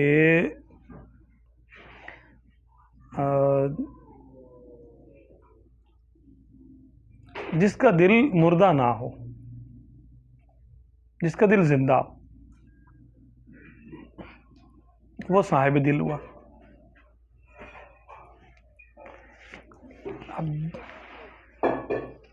اور صاحب حال وہ جس پر کیفیات طاری ہوتی ہوں. یعنی یوں کہہ لیں کہ جو الفاظ کے معنی تک رسائی رکھتا ہو. الفاظ کا ایک معنی یہ ہے لغوی معنی، جیسے مثال کے طور پر ایمان ہے، ایمان اور یقین ہے، تو وہ صاحب حال ایماندار ہو. ہم صاحب قال ہیں، آمنت باللہ و رسولہ ہے نا کہتے ہیں. تو کیا ہمارا حال اندر سے بھی ہم یہی کچھ کہہ رہے ہوتے ہیں؟ یہ کیفیت ہم پہ طاری ہوتی ہے یا رہتی ہے یا کبھی کبھی طاری ہوتی ہے؟ کیسے طاری تو ہوتی ہے، ظاہر ہے ہم بولتے ہیں اللہ کو مانتے ہیں نا. تو اگر ہم اللہ تبارک و تعالیٰ کو مانتے ہیں تو وہی نا کہ ہم پر کبھی کیف نہیں آتا. حضور غوث اعظم رضی اللہ عنہ سے پوچھا کہ حضرت اس میں اعظم کیا ہے؟ فرمایا اللہ، لیکن شرط یہ ہے کہ تو اس حال میں اللہ کہیں کہ اللہ کے سوا تیرے دل میں کچھ نہ ہو. یہ حال ہے. اب ہم اللہ کہہ دیتے ہیں، اللہ کو ہم اپنے تئیں جانتے بھی ہیں، مانتے بھی ہیں، لیکن وہ کیفیت نہیں ہمیں آتی. بزرگان دین آیتیں سنتے جب عذاب کی چیخیں مار مار کے روتے تھے. ہمارے سامنے پورا قرآن پاک پڑھ دے تو معاذ اللہ ہمارے دیکھا گیا کہ بوریت طاری ہونا شروع ہو جاتی ہے. کیف طاری ہونا تو دور کی بات ہے، ایک بوریت سی آنے لگتی ہے محفل میں کہ یار بس کرو کافی ہو گیا. اب تو ایسے بولتے تھے نا. 30 اور 40 پہ جاتے ہیں، وہاں کہا جاتا ہے کہ چلو بھائی وہ پڑھ لو، پارا پڑھ لو، تو پارا ختم کرنا مشکل ہو جاتا ہے ہمارے لیے. ایک جنگ کا واقعہ ہے کہ آپ صلی اللہ علیہ وسلم نے 2 صحابہ کرام کی ذمہ داری جو ہے وہ لگائی کہ رات کا ٹائم تھا اور پہرا دینا تھا. تو 2 صحابہ رضی اللہ عنہم اجمعین کو فرمایا کہ تم کھڑے رہو. صحابہ کرام اور آپ صلی اللہ علیہ وسلم ایک اونچی جگہ پر چٹان کے گویا پیچھے پڑاؤ تھا لشکر کا، اور اس طرف کفار کا تھا کہ کفار نے اس طرف سے حملہ کرنا تھا، اور وہ جگہ کافی دور تھی. تو اب رات بھر جاگنا تھا اور جاگ کے پہرا دینا تھا کہ اس سمت سے کافروں نے آنا ہے، اگر آئیں تو ہم فوری طور پہ اعلان کر دیں گے بھی دشمن آ رہا ہے اور صفیں بنا لو، تیاری کر لو. تو لوگ تیار ہو جائیں گے. تو وہ صحابی رضی اللہ عنہ فرماتے ہیں کہ میں اور میرا ایک ساتھی، مجھے دونوں کے نام نہیں یاد، کھڑے ہو گئے. تو پھر ہم نے ایک دوسرے کو بولا کہ یار ایسا ہے کہ آدھی رات میں تم جاگ لو میں سو جاؤں، اور پھر آدھی رات میں تم مجھے جگا دینا تو میں جاگ لوں گا اور تم سو جانا. یہ ہمارے درمیان طے ہو گیا. کہنے تو میں نے کہا کہ جب میری باری آئی جاگنے کی تو میں نے کہا چلو میں جاگتا ہوں. اب خالی جاگ کے کیا کروں؟ تو میں نے دیکھا کہ قبلہ رو ایسی ہے جس طرف رخ تھا دشمن کا. اسی طرف سے آنا تھا دشمن نے. تو میں نے کہا چلو میں نماز کی نیت کر لیتا ہوں, پڑھتا رہوں گا اور دیکھتا رہوں گا سامنے, کوئی آ تو نہیں رہا. تلاوت شروع کر دی. ایک لمبی صورت کا انہوں نے نام لیا کہ یہ صورت میں نے شروع کی تو اچانک مجھے تیر آ کے لگا. اب وہ تیر پہ وسط ہو گیا. کہہ رہے لیکن میرا دل ہی نہیں چاہ رہا تھا رکوع کرنے کا, اور میں نے کہا چلو تھوڑا پوری کر لوں, میں صورت پوری کر لوں پھر رکوع کرتا ہوں. کہہ رہا میں جو ہے پڑھتا رہا, پھر دوسرا تیر بھی مجھے آ کے لگا. میں نے کہا یار ابھی تو تھوڑا سا رہ گیا اور پڑھ لوں. 2 یا تیسرے تیر کے بعد مجھے خیال آیا کہ اگر میرا خون بہہ گیا تو پھر میں بتا نہیں پاؤں گا, میں شہید ہو گیا تو انفارم کون کرے گا. تو سرکار صلی اللہ علیہ وسلم نے تو مجھے ذمہ داری دی ہے کہ تم نے بتانا ہے, تو میں اپنی ذمہ داری پھر میری پوری نہیں کر پاؤں گا. کہہ رہے پھر میں نے نماز جلدی سے مکمل کی اور میں نے پھر جو ہے نا بتایا کہ یہ تیر مجھے آ کے لگے ہیں تو دشمن ہے. اچھا اندھیرا تھا.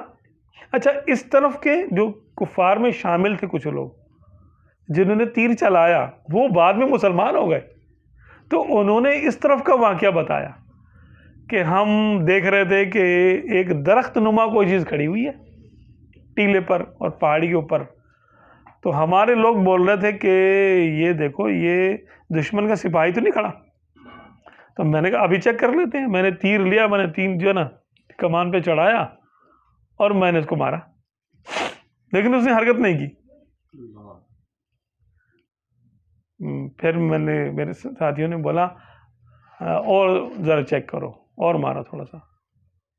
میں نے دوسرا تیر بھی لیا, وہی مارا, پھر بھی نہیں وہ ہلا. تو میں نے کہا یار کوئی جانور وہ ہے, پتھر ہے یا کوئی درخت کا ہے, کوئی تنا ہے, یہ انسان نہیں ہو سکتا, کیونکہ اس کو جا کر تیر تو لگ رہے ہیں, یہ ہل نہیں رہا. سبحان اللہ. صاحب حال تھے یہ ہے صاحب کہ ان کو تیر لگ رہے ہیں اور ان کو نماز میں قرآن کا اتنا لطف آ رہا ہے کہ وہ کہہ رہے ہیں یار اچھا ٹھیک ہے, اچھا ٹھیک ہے, لگ گیا کوئی بات نہیں, ایک دفعہ اور تھوڑا سا اور پڑھ لوں, تھوڑا سا اور پڑھ لوں, تھوڑا سا اور پڑھ لوں. ان کی سیر ہی نہیں ہو رہی, سیر نہیں ہو رہے وہ. اور ہمارا کیا حال ہوتا ہے, ہمارا تو قرآن پاک پڑھنے کا ہی دل نہیں چاہ رہا ہوتا, وجہ مردہ دل. ہمارا دل اگر زندہ ہے تو نیم مردہ ہے یا نیم زندہ ہے. تو زندہ کیسے کریں گے؟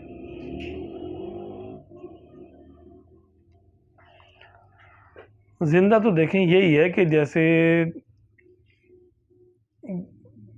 زمین مردہ ہو جاتی نا, بنجر ہو جاتی ہے, تو اس کو جیسے زندہ کیا جاتا ہے, اس کو پانی ڈال کے اس کی جڑی بوٹیاں, خس و خاشاک, بڑے موٹے موٹے پتھر ہٹا کر پھر اس میں زمین پہ پھر پانی ڈالتے ہیں, ٹھیک ہے نا, نرم کرتے ہیں, ہل چلاتے ہیں, جڑی بوٹیاں ہٹاتے ہیں, تو اس کو زندہ کیا جاتا ہے. یہ زندہ کرنا ہی تو تصوف ہے. سلوک کیا ہے, یہی تو ہے. گناہوں کی خواہش نکالنا, گناہ تو چھوڑنا ہی, گناہوں کی خواہش بھی نکالنا, غفلت بھی دور کرنا, پھر اس میں ندامت کا پانی بھی ڈالنا ہے. دل کو ذکر سے, ضربوں سے دل کو نرم بھی کرنا ہے, دل کی زمین کو نرم کرنا ہے. ندامت کا اور عشق کا, ہو سکے تو عشق کے آنسو بھی اس میں ٹپکانے دل کی زمین میں. پھر اس میں جا کر ذکر کا پودا لگتا ہے. الف اللہ چمبے دی بوٹی, وہ جو کہا نا میرے مرشد من وچ لائی ہوں, تو وہی ہے کہ جب بندہ ذکر کرتا ہے اگر خس و خاشاک سمیت کرے گا تو اتنا فائدہ نہیں کرے گا. وہ توبہ پہلے ضروری ہے, پہلے نمازیں اپنی پوری کرے, روزے پورے کرے, حرام کمانے کی, بہت زیادہ دنیا جمع کرنے کی خواہشیں چھوڑے, دل سے نکالے، غفلت کو دور کرے، نعمتیں جمع کر کے مرنے کی خواہشیں نکال دے کہ نعمتیں اتنی جمع کروں، زیادہ جمع کر کے مروں گا، تھوڑی دولت جمع کرنے کی خواہش یہ کیوں نکالنا ہوتا ہے؟ اس میں یہ ناجائز ہے؟ مطلب کیا کرے گا؟ اچھا، اب چھوڑ کے مرنا ہے تو زیادہ کیوں جمع کرنا ہے؟ پاگل نہیں ہے؟ فرمایا کہ دنیا اس کا مال ہے جس کا کوئی مال نہیں، اور اس کو وہی جمع کرتا ہے جس میں کچھ عقل نہیں۔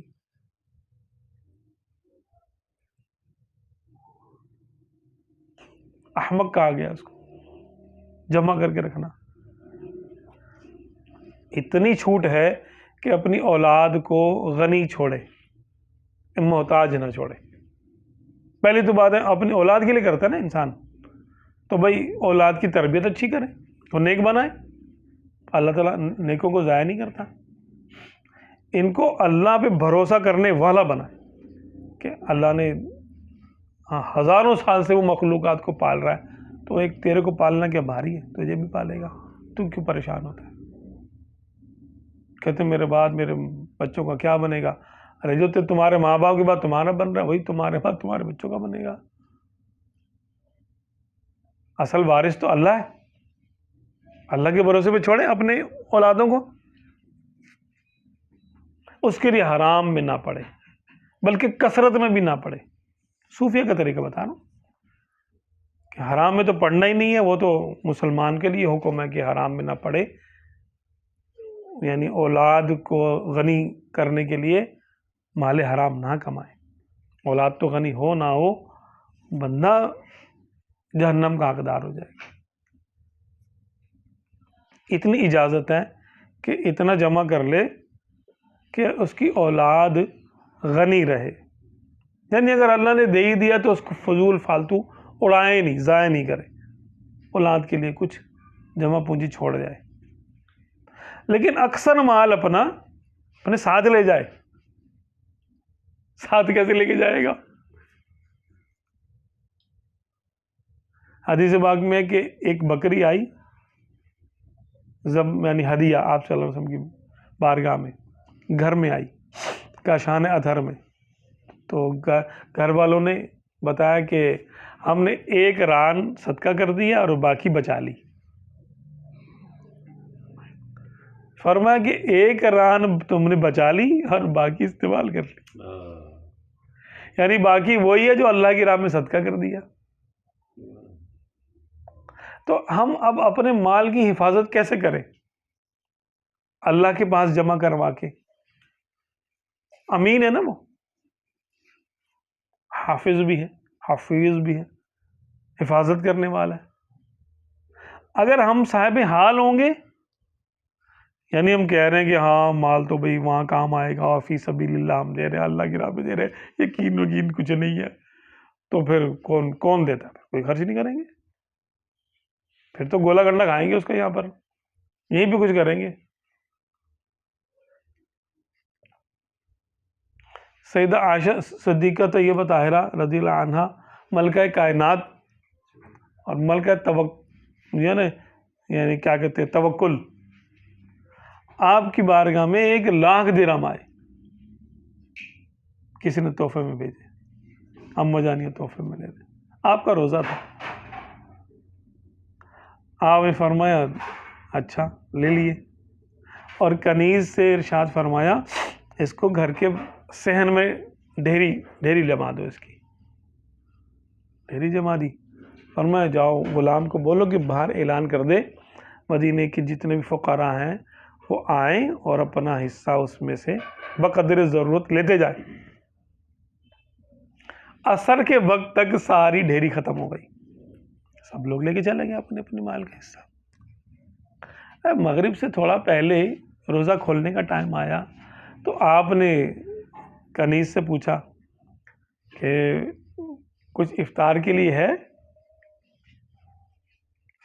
تو انہوں نے شکوے کے انداز میں آپ سے کہا، بڑی عمر کی تھی وہ، اور ان کا ذرا تکلف بھی نہیں تھا، کہ آپ نے بھی نا سارا مال خیرات ہی کر دیا کہ افطار کے لیے بھی نہیں کچھ ہے اب۔ اور نہ کچھ پیسے ہیں یا کچھ منگایا جائے. آپ نے فرمایا کہ ارے تو تم نے بھی یاد نہیں کروایا نا مجھے, اب یاد کرانے کا فائدہ کیا ہے؟ اب تو کچھ نہیں ہو سکتا. اگر تم پہلے یاد کراتی تو ہم 1 آدھ درہم روک لیتے, کچھ منگا لیتے افطار کے لیے منگوا لیتے. 1,00,000 درہم میں اس دور کی بات بتا رہا ہوں کہ سیدنا عبد الرحمن بن عوف رضی اللہ تعالیٰ عنہ کو آپ صلی اللہ علیہ وسلم نے 2 درہم دیے اور فرمایا اس کا مینڈا خرید کے لے کے آؤ ہمارے لیے. ایک قربانی کے لیے تھا یا کیا تھا, حاجت. وہ گئے 1 روپے کا مینڈا خریدا, 1 درہم کا مینڈا خریدا, پھر اس کو بیچا 2 درہم میں, پھر 1 درہم کا خریدا. وہ تو 2 درہم بھی لا کے دے دیا آپ صلی اللہ علیہ وسلم کو اور 1 مینڈا بھی لا کے دے دیا. 2 درہم کی بات بتا رہا ہوں میں. اس کے چند سالوں کے بعد جب آپ صلی اللہ علیہ وسلم کا وصال ہو گیا, اس کے بعد کی بات ہے یہ.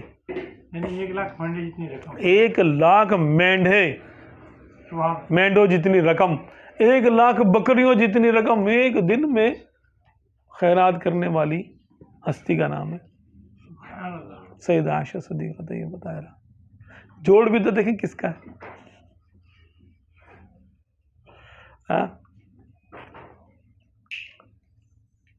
زوجہ بھی تو دیکھو کس کی ہے نا, اور بیٹی کس کی ہے. ایسے ہی اللہ تعالیٰ نے ان ارواح کو آپ صلی اللہ علیہ وسلم کے ساتھ نہیں جو نا کر دیا تھا کہ آپ صلی اللہ علیہ وسلم نے اس مضمون کا ارشاد فرمایا نا کہ اللہ تعالیٰ نے مجھے میرا انتخاب کیا اور میرے لیے میرے ساتھ کے دوست, میرے یار, میرے صحابی, ان کا بھی انتخاب کیا عالم ارواح میں, اور میرے سسرال کے رشتہ داروں کا بھی انتخاب کیا.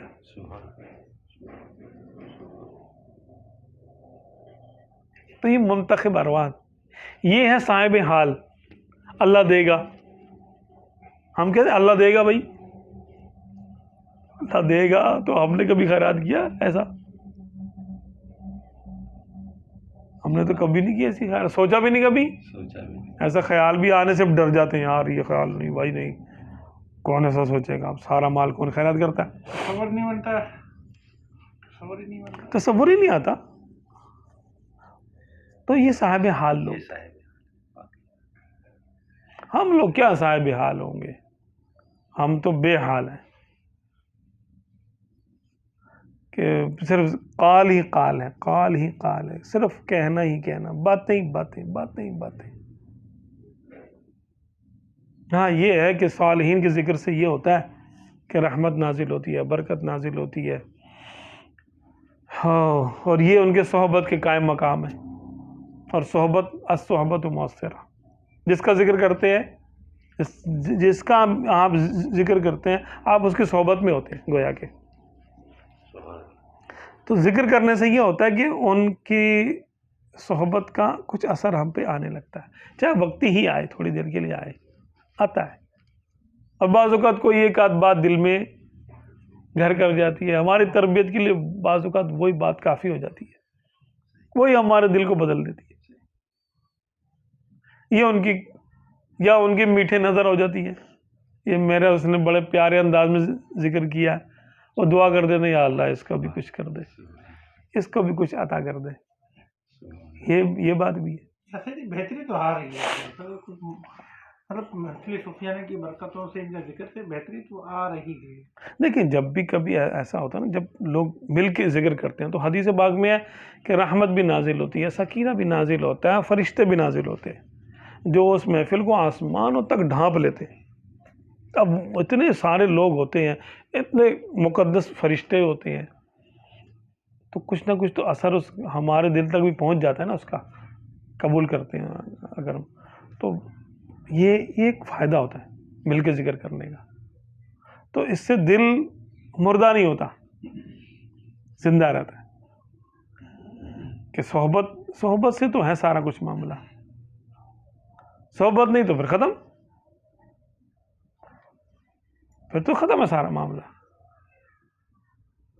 یہ تاروں کی طرح ہے نا, تار سے جڑی ہوئی ہے تو کرنٹ چل رہا ہے, تار کی صحبت تار سے ہٹا دے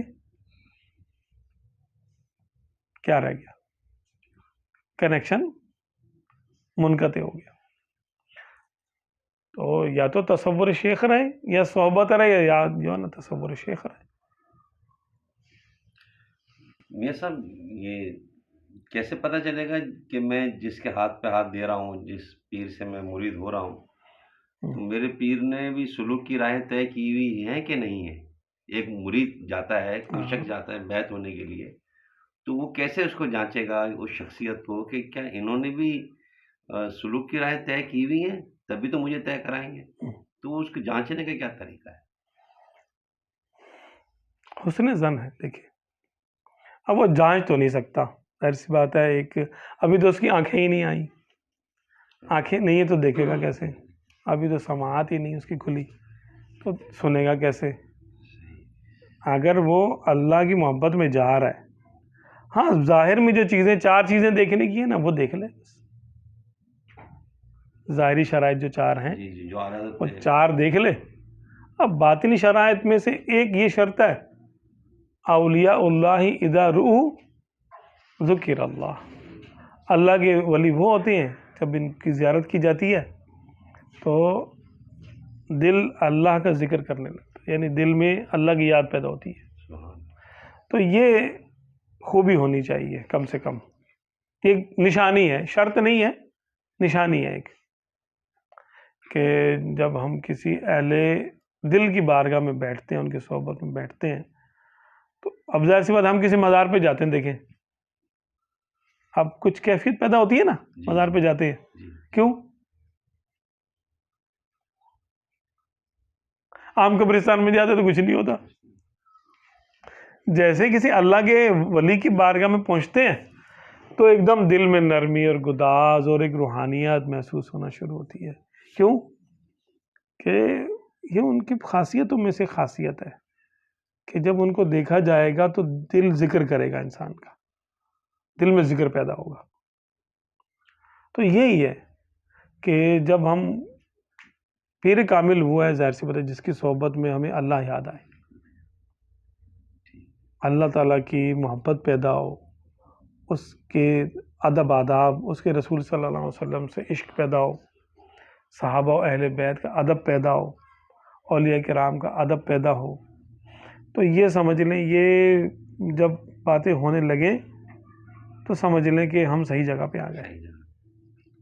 جہاں دیکھیں کہ معاذ اللہ کوئی اولیاء کا بے ادب ہے, یا آپ کے دل میں یا اس کے زبان سے کوئی ایسی بات کسی ولی کے بارے میں, کسی صحابی یا اہل بیت کے کسی فرد کے بارے میں, یا آپ صلی اللہ علیہ وسلم کے بارے میں, یا اللہ تبارک و تعالیٰ کے بارے میں کوئی ہلکے جملے نکل رہے ہوں تو سمجھ لیں کہ وہ معاملہ گڑبڑ ہے. پھر بعض اوقات بہت ساری باتیں ٹھیک ہوتی ہیں, کوئی ایک آدھ بات خراب ہوتی ہے,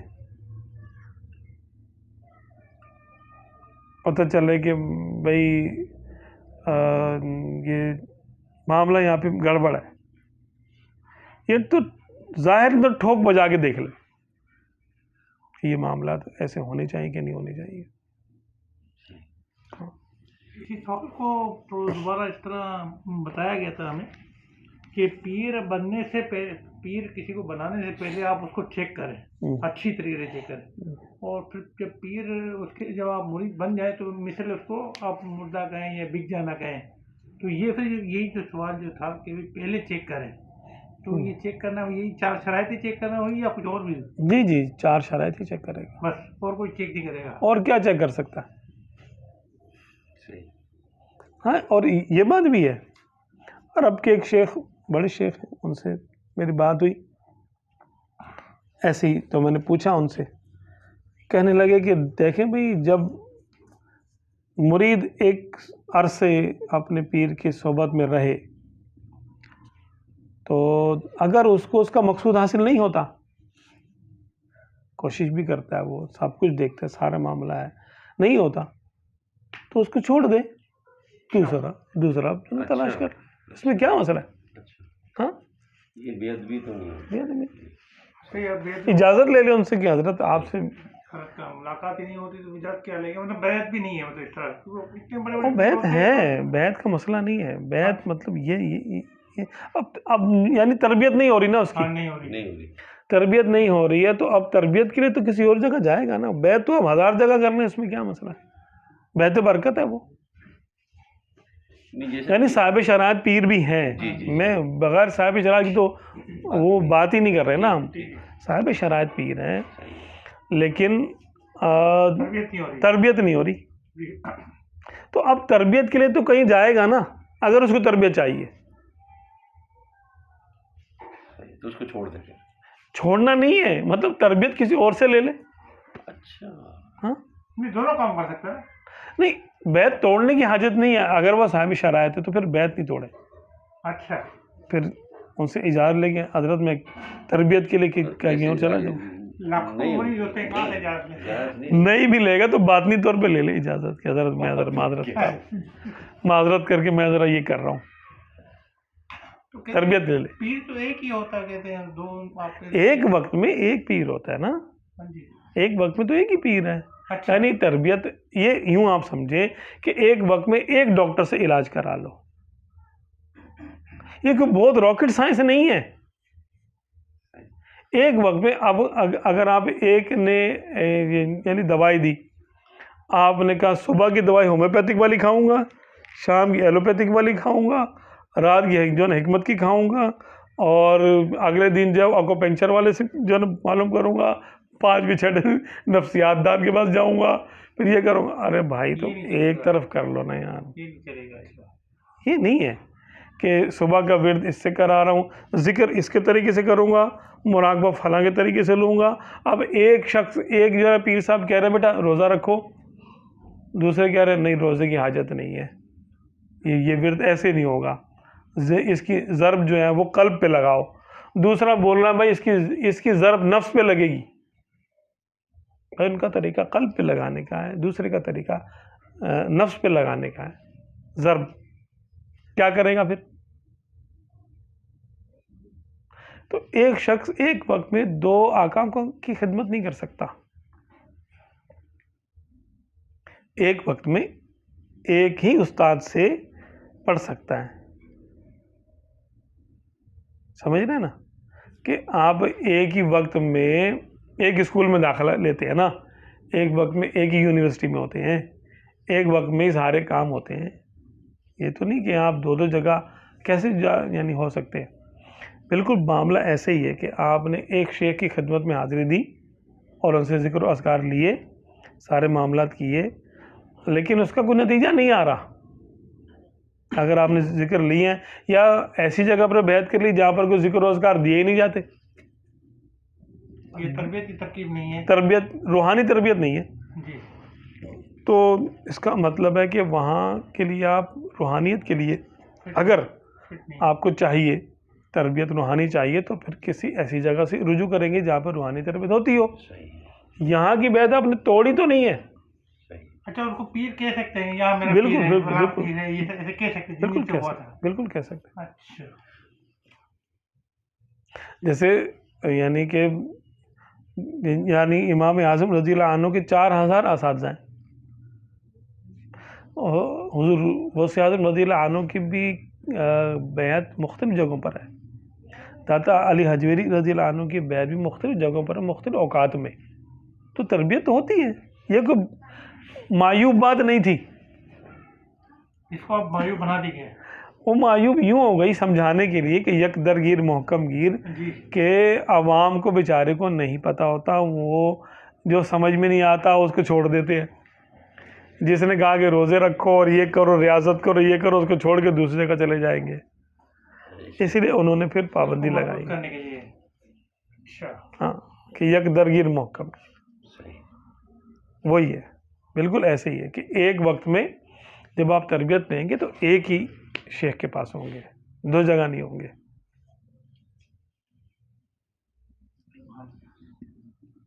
جیسا ایسا کوئی وظیفہ، کوئی ورد کہ ایکسیڈنٹ نہ ہوا کرے، حادثات نہ ہو. بہت پیارا وظیفہ ہے. آپ 11,000 808 مرتبہ یا حیو پڑھ لیں. یا حیو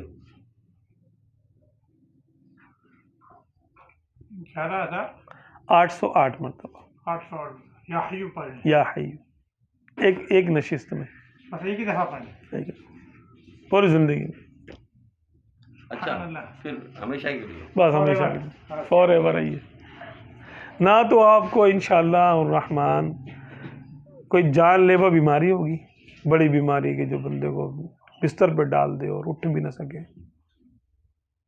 نہ کوئی ایسا ایکسیڈنٹ ہوگا، نہ کوئی یعنی اللہ نہ کرے کہ کوئی حادثہ ایسا ہوگا. انشاءاللہ تعالیٰ اللہ تعالیٰ حفاظت کرے گا. یا حیو اللہ تعالیٰ کا نام ہے. یہ مجرب ہے یعنی تجربہ شدہ ہے؟ بالکل تجربہ شدہ. بتائیے. جیسا ہم نے سنا ہے کہ جو یا حیو بزرگ جو ہوتے ہیں وہ پہلے عمل کرتے ہیں اور پھر تجربہ کرتے ہیں پھر بتاتے ہیں. اچھا اس کا ایک تجربہ میرا ہے، بلکہ میں نے پھر 2-3 کو اور کو بولا، انہوں نے بھی کیا. تو میرا تقریباً 1 سال میں یا 2-4 مہینے میں نئی میں نے بائک خریدی تھی. اب کراچی کے حالات اور ہماری انڈر ٹریننگ والی جو ہے نا کنڈیشن، تو ایکسیڈنٹ ہوا، پھر ہم ٹھیک ہو گئے، پھر ہو گیا، 4 مرتبہ ہو گیا 1 ہی سال میں، تھوڑے وقفے سے. تو پھر مجھے کتاب میں نے جو ہے نا پڑھا کہ اس کو جو ہے نا پڑھنے سے انسان حادثات سے محفوظ رہتا ہے. تو میں نے کہا چلو اس کو کر کے دیکھتے. تو ایسے ہی اس کی یعنی تعداد ہے، زکوٰۃ ہے اس کی اکبر الکبائر یا حیو کی 40 دن کی نکالی میں نے پوری کر کے نا. تو میں نے کہا ایک ہی بار جو ہے نا پڑھیں گے یا حیو کی. تو اس کا عدد ہے 18، ہا کے 8 اور یا کے 10، 18. اور اس میں جو حروف کی تعداد ہے وہ 2 ہے، غیر مکرر جو ہے. تو 2 کو 18 سے ضرب دی، پھر 2 سے ضرب دی، پھر 2 سے ضرب دی، پھر 2 سے ضرب دی. یوں اس کو ہم نے 5 اسٹیپس میں کیا. کرنے کے بعد جو ہے وہ اس کو 40 سے ضرب دی تو 40 دن کی زکوٰۃ آ گئی.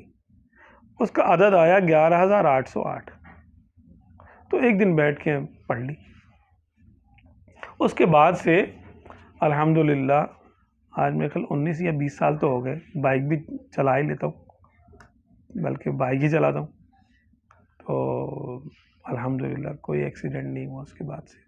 کسی بھی وقت پڑھنا مگر ایک ہی نشست میں، رات ہو دنوں جو بھی لگے ایک ہی نشست میں، ایک ہی نشست میں. اچھا اس کے بعد پھر ہم نے اپنے کچھ جاننے والوں کو کرایا، دوستوں کو ایسے میں نے بتا دیا بھائی یہ جو ہے پڑھ کے دیکھو یار. جس نے پڑھ لیا نا الحمدللہ وہ صحیح ہے. یہ میرا جو نا بیٹا ہے ابراہیم 15 سال کا. اچھا وہ ذرا کچھ نازک بھی ہے. تو بائک چلا رہا تھا، فجر کی نماز کے لیے ہم لوگ جا رہے تھے. تو اور بھی لوگ تھے.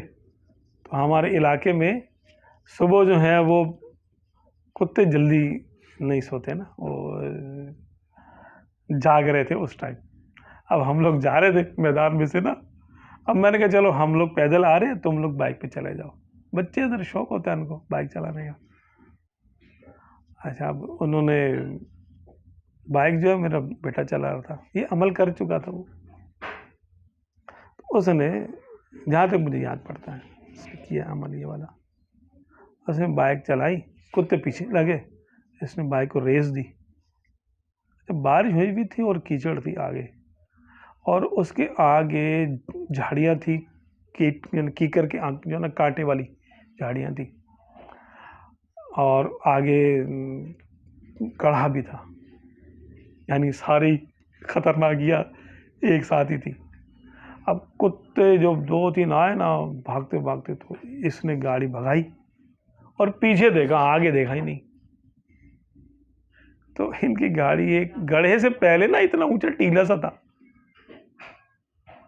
اچھا ہم نے یہ تو دیکھا کہ ان کے پیچھے کتے گئے، میں نے کہا چلو وہاں سے نکال لے گا، روڈ پہ لے آئے گا. تو ہم لوگ آہستہ آہستہ چلتے رہے. آگے ہم جب جا کے دیکھا تو پتہ چلا کہ یہ دونوں کھڑے ہوئے ہیں اور بائک گری ہوئی ہے، اس کو کھڑا کرنے کی کوشش کر رہے ہیں. میں نے کہا بھائی کیا ہوا؟ میں گیا قریب، میں نے کہا کیا ہوا؟ بائک کا سمجھ لیں 7.25 ناس ہو گیا. لوگ جمع ہو گئے تھے، انہوں نے بولا کہ بھائی یہ تمہارے بچے ہیں؟ میں نے کہا ہاں. بولا یار ان کا چیک اپ کرانا ضرور، بہت بری طریقے سے گرے ہیں یہ لوگ. اللہ نے بھی، میں کہہ رہا مجھے سمجھ میں نہیں آ رہا کہ یہ لوگ کھڑے کیسے. میں نے کہا کیا ہوا؟ کہہ رہے بھائی 6 فٹ بائک ان کی اچھلی ہے اور پھر نیچے یہ بائک سمیت کے نیچے آئے اور کیچڑ ہے اور سامنے وہ بلاک رکھے ہوئے تھے دیوار بنانے کے لیے. کیا تھا؟ میں نے ان سے پوچھا ہاں بھائی ہوش میں ہو؟ کہہ رہا ابو جان صحیح ہے. میں نے کہا یار دیکھ لو بھائی صحیح تو ہو. کہنے کہا ہاں صحیح ہے. میں نے کہا چلو نماز وغیرہ تو پڑھو. جماعت کا ٹائم تو نکل گیا تھا، پھر ہم لوگ گھر پہ آ گئے، نہا دھو کے انہوں نے نماز وغیرہ پڑھی. پھر بھی میں ان سے پوچھتا رہا بھائی ٹھیک ہو کہ اللہ نہ کرے بعض چیزوں کا جو ہے فوری طور پہ اثر نہیں ہوتا. جب ہم وہاں پہ گئے نا مکینک کے پاس، مکینک نے گاڑی دیکھی، اس نے بولا چلا کون رہا تھا؟ اس نے بولا چھوٹا بھائی چلا رہا تھا. بولا کہاں ہے اس ٹائم؟ کہاں ہے وہ؟ بولا گھر پہ ہے. کہنا ہاسپٹل میں نہیں ہے. میں نے کہا یار واقعی ایسا ہی معاملہ ہے، روڈ پہ بھی گرے ہیں یہ لوگ، کبھی کبھی یوں بھی ہوا. لیکن اللہ نے بڑا کرم کیا. دیکھیں اللہ کا نام ہے، اللہ نے بچانا ہے، لیکن ہمارا کوئی کمال تو ہے نہیں اس میں. اللہ نے بچانا ہے، اس کا نام ہے، اپنے نام کی لاج وہی رکھتا ہے. ہر کوئی اپنے نام کی لاج رکھتا ہے، ہاں رکھتا ہے نا کہ ہمارے نام کی لاج رہ جائے بھائی. تو اللہ تعالیٰ تو عزتوں کا مالک ہے، عزتیں دینے والا ہے وہ، تو اپنے نام کو لاج رکھتا ہے اس کی. باقی ہم تو عام سے آدمی، ظاہر سی بات ہے. تو انشاءاللہ یہ جیسے کر لیں گے تو نہ کوئی بیماری ہوگی جان لیوا اور نہ کبھی ایکسیڈنٹ ہوگا. یا حیو بس. اور ہے بھی آسان تھا، صرف ہاں سیکھ لیں، یا حیو، ہاں سے حیو، یا حیو بس. اور تیز نہ پڑے، یا حیو یا حیو یا حیو. بھائی 3-4 گھنٹے لگ جائیں گے نا، کیا ہو جائے گا؟ ایک دفعہ لگا لیں، جان چھوٹ جائے گی. لائف ٹائم بھائی گارنٹی، اللہ کے نام کی گارنٹی ہے نا. اچھا ضروری نہیں کہ ایکسیڈنٹ نہیں ہوگا، بیماری بھی کوئی نہیں ہوگی، ایسے آتے جاتے بھی کوئی جان لیوا حادثہ نہیں ہوگا خطرناک. یعنی اعضاء کے ٹوٹنے کا معاملہ یا معاذ اللہ آگ میں جلنے کا، اوپر سے گرنے کا، دیگر معاملات وہ انشاءاللہ نہیں ہوگا. اچھا آپ کی اجازت ہے یہ محفل والوں کو، اور جو یوٹیوب پہ سنیں گے ان کو بھی اجازت ہے؟ ہاں بالکل پڑھیں. اجازت کے لیے پھر ایسا کر لیں کہ جو یہ عمل کرنا چاہے با اجازت، تو پھر وہ اس عمل کو کرنے سے پہلے 2 رکعت پڑھے نفل، اور اس کا ایصال ثواب حضور غوث اعظم رضی اللہ عنہ کو کر دیں.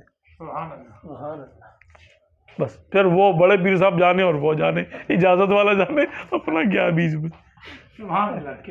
ہاں نا، ہمارا اتنا وہ تھوڑی کوئی اکاؤنٹ نہیں ہے اتنا بڑا بھائی، غوث پاک کا بہت بڑا اکاؤنٹ ہے. تو اپنا بھی بلکہ وہیں سے آتا ہے نا، سب کچھ آتا ہے جو کچھ آتا ہے. ہاں نا، تو یوں انشاءاللہ تعالیٰ کر لیں گے تو پھر سب خیر جسے کہتے ہیں نا، اللہ تعالیٰ خیر. ٹھیک ہے.